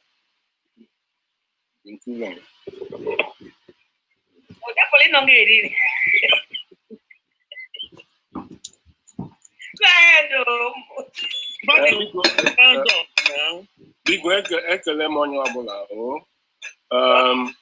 ọ kemgbe 3 hours ka m weliri aka elu bete ya aka achịzie mgbe m na-ata ọka bete onweghị ihe o mere.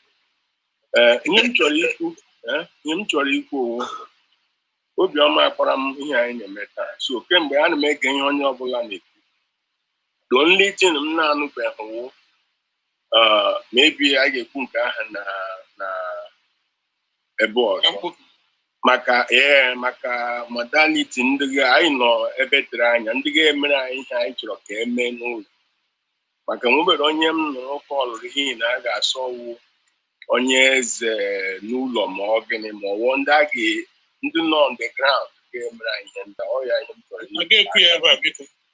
ama onye m chọrọ ka m pụta aka so Bata dị ama o nwere ndị kwu unu si n'ụlọ wee kwu and onwe ndị akpọlụ na-nwere ike to talk. Okay, that's good. Ngwa na ekwusigo m biko, thank you. Ekele ka Chukwu ọnụ ya akpọkwala m ọzọ ma ọ lige ka hụ ntị ya na-ekwu na ekele ka Chukwu ngwọdọ m. Ekele ka Chukwu. Ekele ngwadom, I don't know. Onye na-afụfe na bụ ọjị.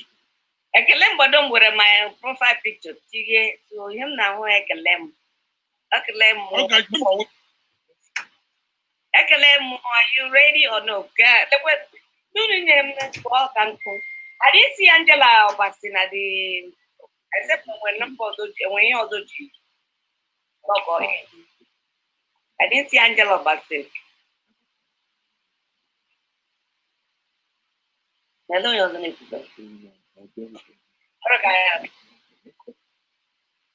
Then Dr. Ken Okore seems to have dropped out. I've been looking for him. He's no longer here. That's all.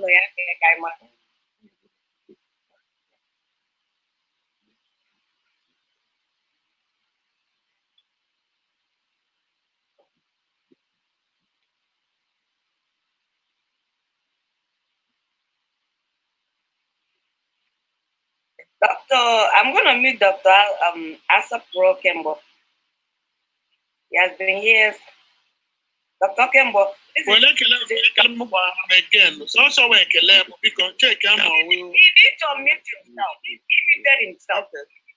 Okay, Dr. Kembo, Dr. Asapro, go ahead.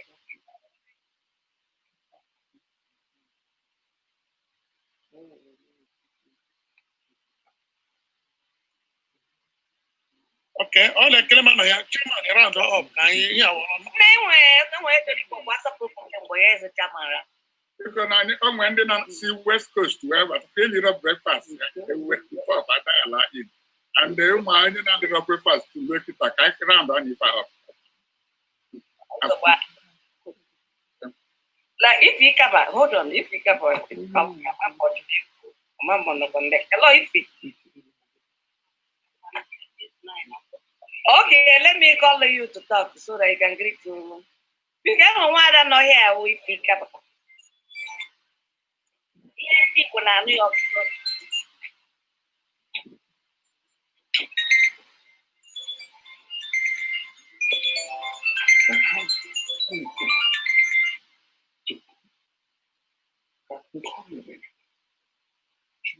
Well, I can't go from again. Mama see I do unmuted. So and then you can look into it. Okay,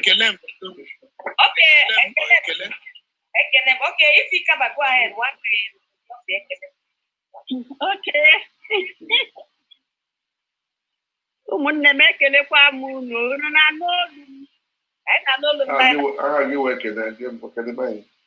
mba aha isi kaba ekele m unu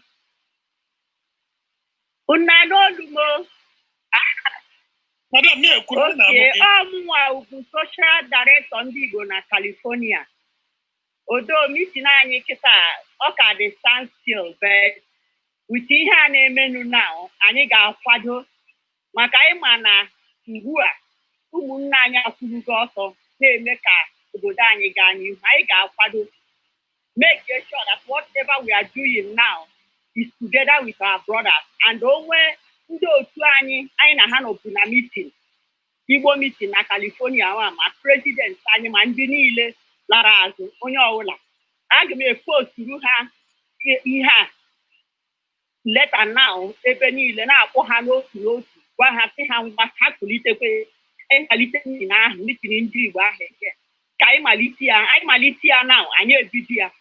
Adejemba Ukofu, one of our presidents, our social personnel in that organization. So I got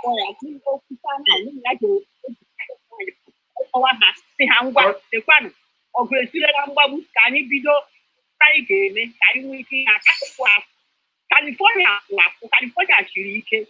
Anyị atọghị ịla azụ ihe ọbụla a na-eme. Ana m enye unu nkwado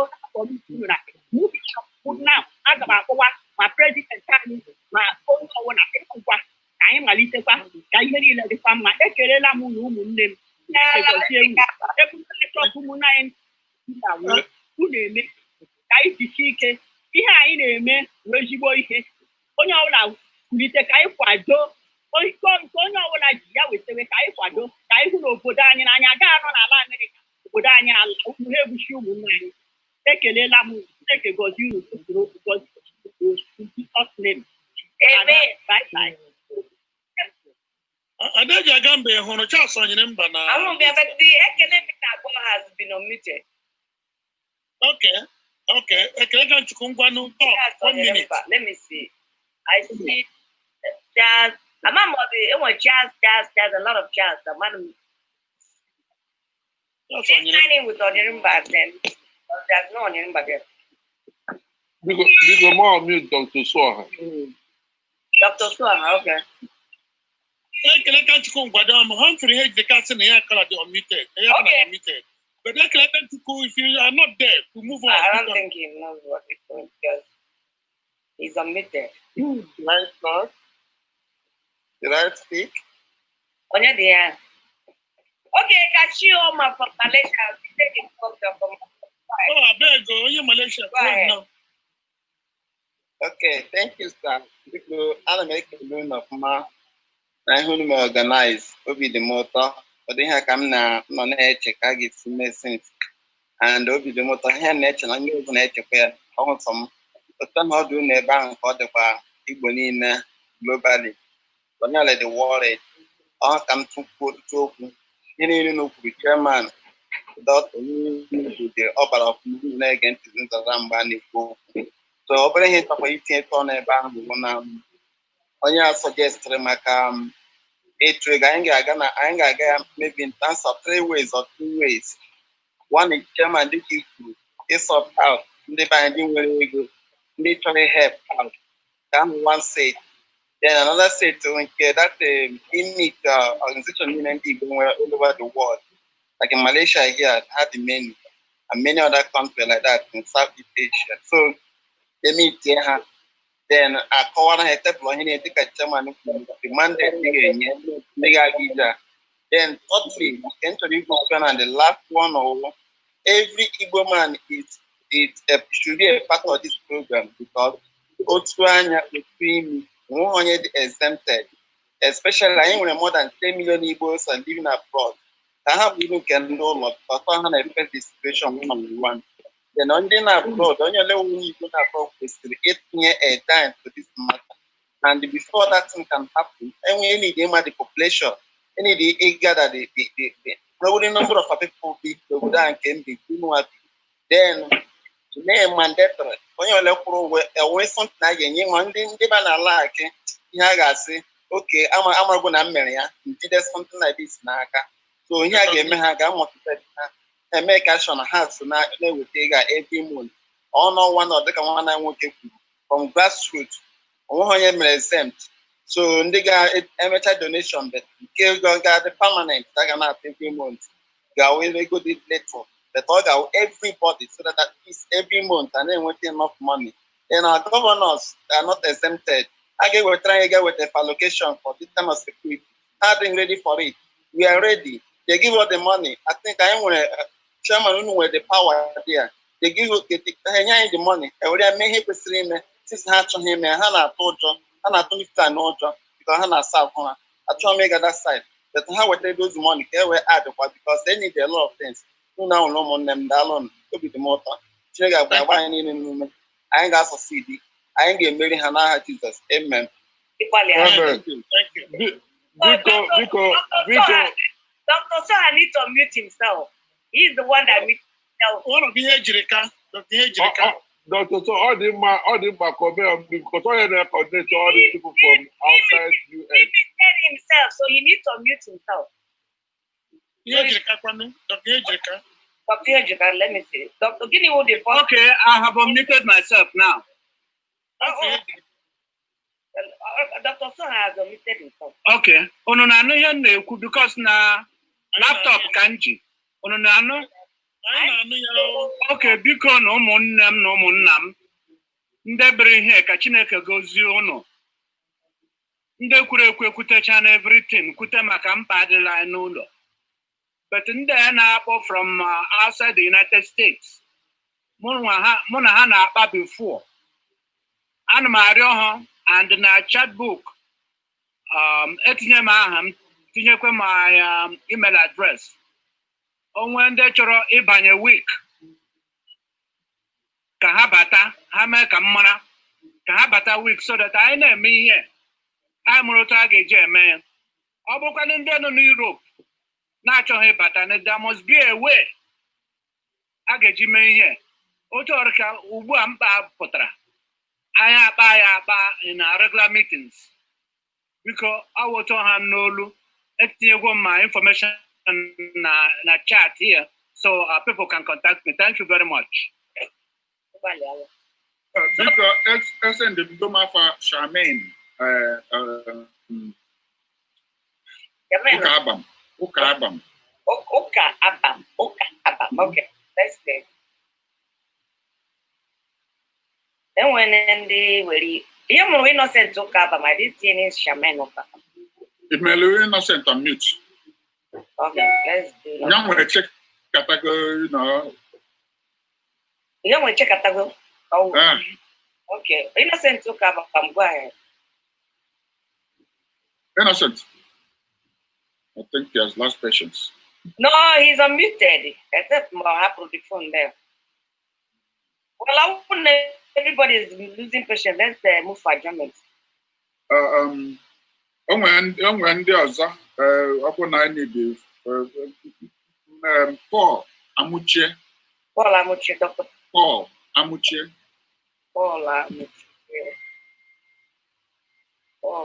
Okay. I did hear me. You hear me? Can you hear me now? Innocent. Yes. Innocent. Adam, sorry. For the almost for the almost 4 hours I had a meeting, I've been begging to be unmuted.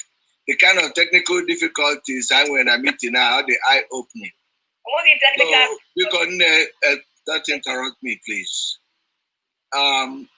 Chairman, Anna Ipunai meeting us the next week. If we're going to have a meeting that will involve another 1,000 persons, a lot of things need to be changed technologically. The handling of this meeting has been not, the best we can do. Now, I would suggest that between now and next Saturday, after you receive the list of the participants today, break up into groups, especially by countries if possible. A meeting on their own before Saturday. Subjects or topics to discuss and prepare for, and each group will have a spokesperson. It doesn't help us. So many good ideas here already. We should have rounded up so that people can go do other things. And 1,000 people call you in. If we get every person call you in today to commit to a financial obligation, that would be a wonderful start. So let us start somewhere. Let us know where we are going. I know ways to okay. But next time I give a meeting, let's get a competent host who manage Zoom so that we won't be going through all these difficulties we're here today. I would like us, please, to end this meeting, but with chairman summarizing what we're going to do next. There one. Thank you. The chairman, Festus Okere is muted. And that's submitting his name for a meeting. Because some people muted themselves, even and the Ekeleka Ngwadom, Mama mi won Ngwadom NGW NGODOM Ngwadom. If you can find NGWA DOM Ngwadom, please come up. Paul Amuche on the line.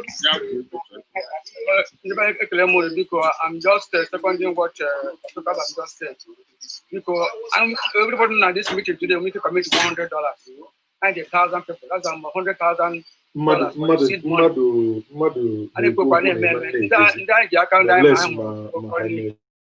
Some people don't even belong to an organization, so it's weak. So I'm weak to them. They're not at this meeting today. Everybody commit $100 for the start. Thank you very much. When you're going to go, can you summarize it? No, because the academic refused to unmute himself, just like we were calling him. No, he tried to unmute. I said that he cannot. No, he doesn't know what he's doing then. He needs to talk to his students. You see him here?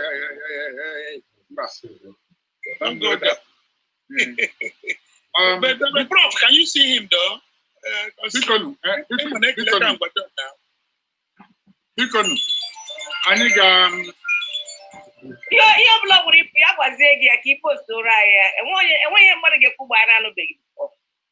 let's move for adjournment.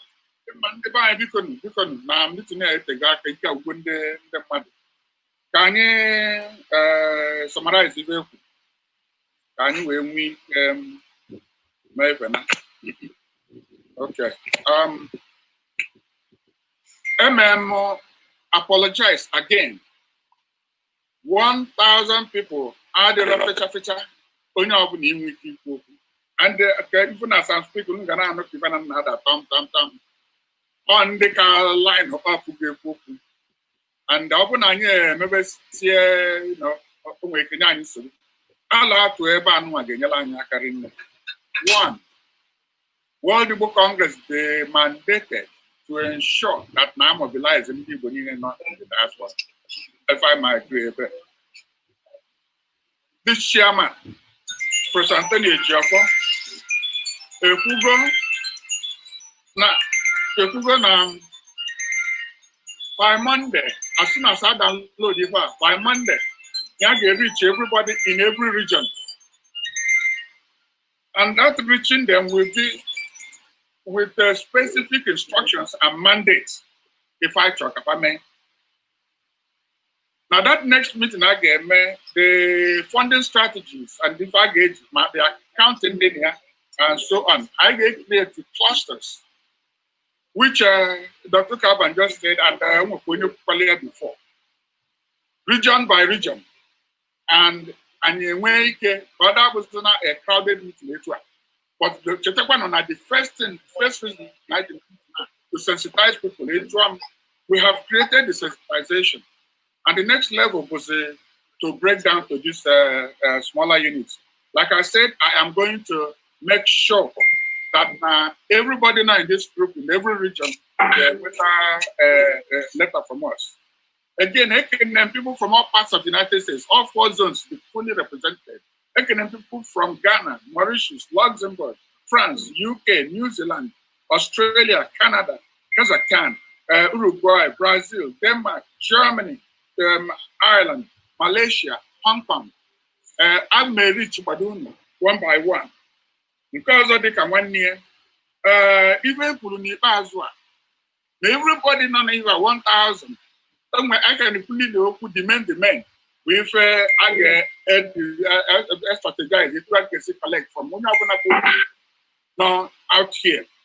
Mana seed money, okay, for the new like yesterday anything. That seed money, the last two people bank at it's not our intention to start discussing money. But when they send the regulator, I say, I tell them back and if we can change their mind. So we're going to send Diego already before this meeting. So if I get a map, we make it very easy. You know, not to send something. I contact them. WIC at worldigbocongress.com. WIC at worldigbocongress.com. Another email address, Adiamam, AOHO4 at gmail.com. Now, the council will no we're going to send the vehicle if we can have only even before I name you get to the point I know. EJ na PayPal. They will Zelle. Zelle may use email address. So you use the email address and occupy week at worldigbocongress.com. It will come to Igbo Preservation Fund. I will set you up. And I will go fund me. I'm going to stay there for manufacture. Go fund me. And anyway, go fund me / Igbo Preservation Fund. So these are there. Right now, just go and put it there. But by Monday, I am going to contact everybody. If I'm going to acknowledge people like Charmaine Okabam, submit to go mafia, Ambassador Uche Ajulokeke. Ambassador Uche Ajulokeke. Okay. And Sabi Weke, all of the possible. Sabi Weke. Mike Okaka. I didn't see anything. There's no Ajulokeke. There's one. Okay, these are people able to speak. One for their names not the list. Charmaine, Apuro Kabam, West Melife. There's no Melife there. You can Dr. Jophone, you go. Okay. So in the band, this is actually somebody, even there I go put again. Or if I need my agree. I will not get it. Somebody wants to put it like form of motion. That would be very good. So that there's a letter or go part of what I'm writing. Okay, Rick, I am sorry. Hello, can you say send the right information on a Zoom ever our various emails?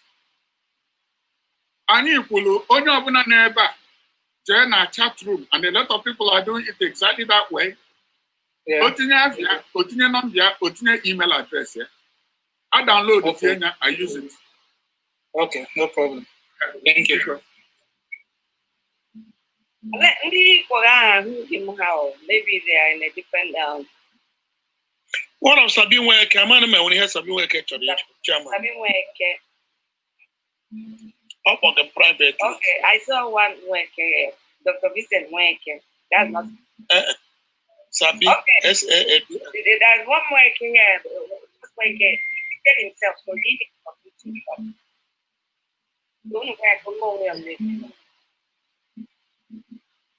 okay, Chairman, otherwise, summarize this so we can get out of it.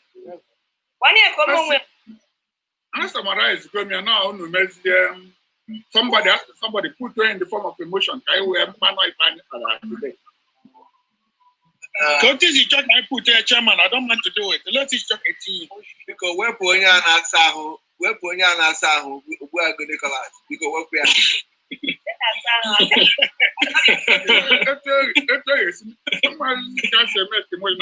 This meeting, I agree to do this 1, 2, 3, 4.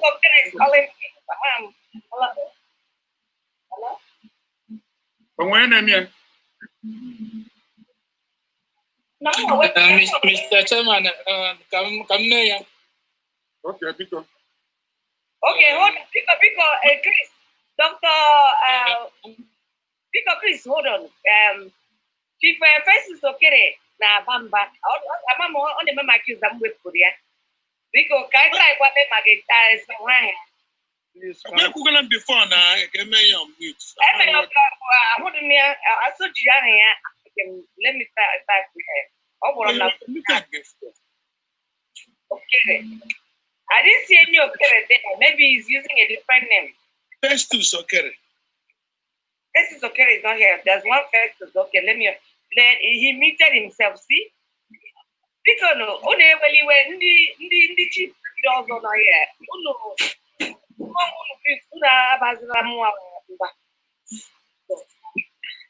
Okay, anyway, Chris, may not identify. The dollar is US, is outside. I'm in London, UK. Okay, go ahead and make a move. I want to live. Okay, sir.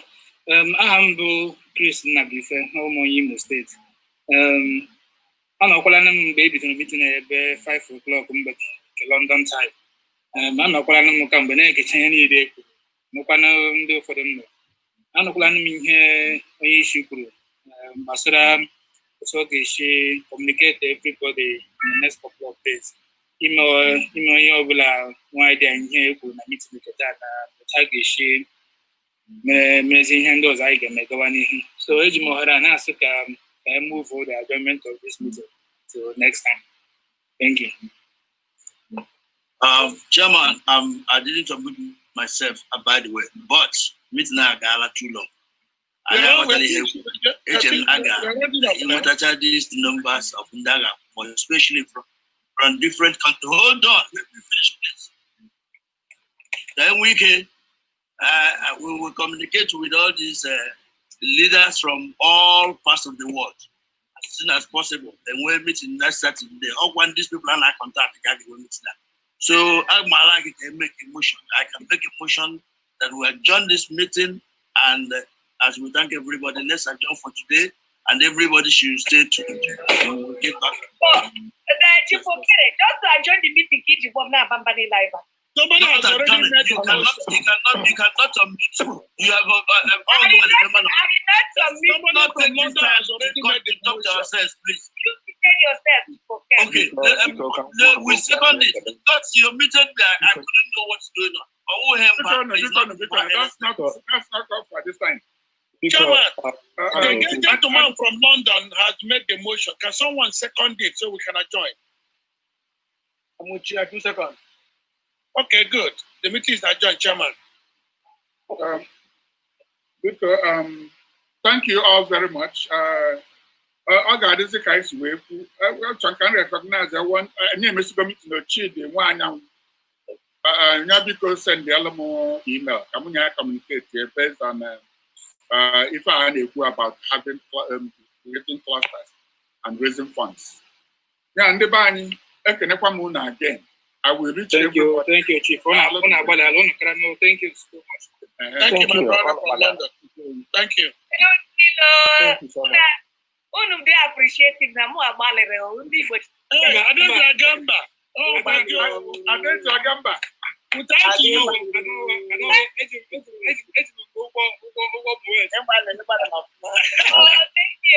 I know. I beg too much. I want to know about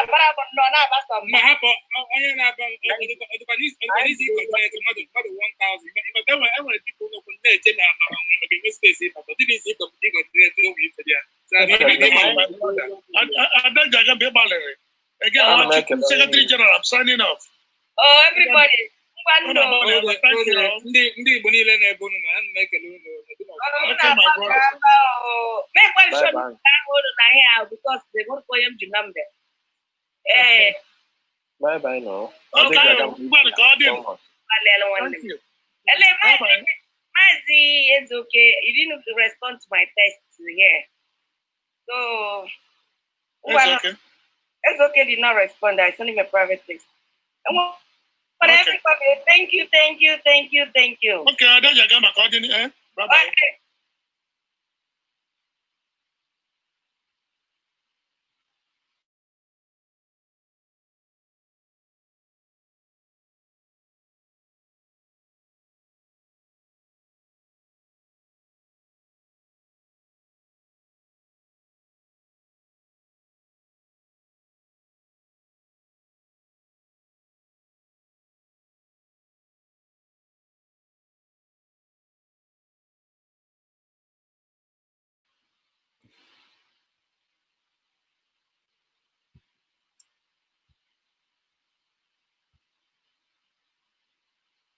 The chairman, card in.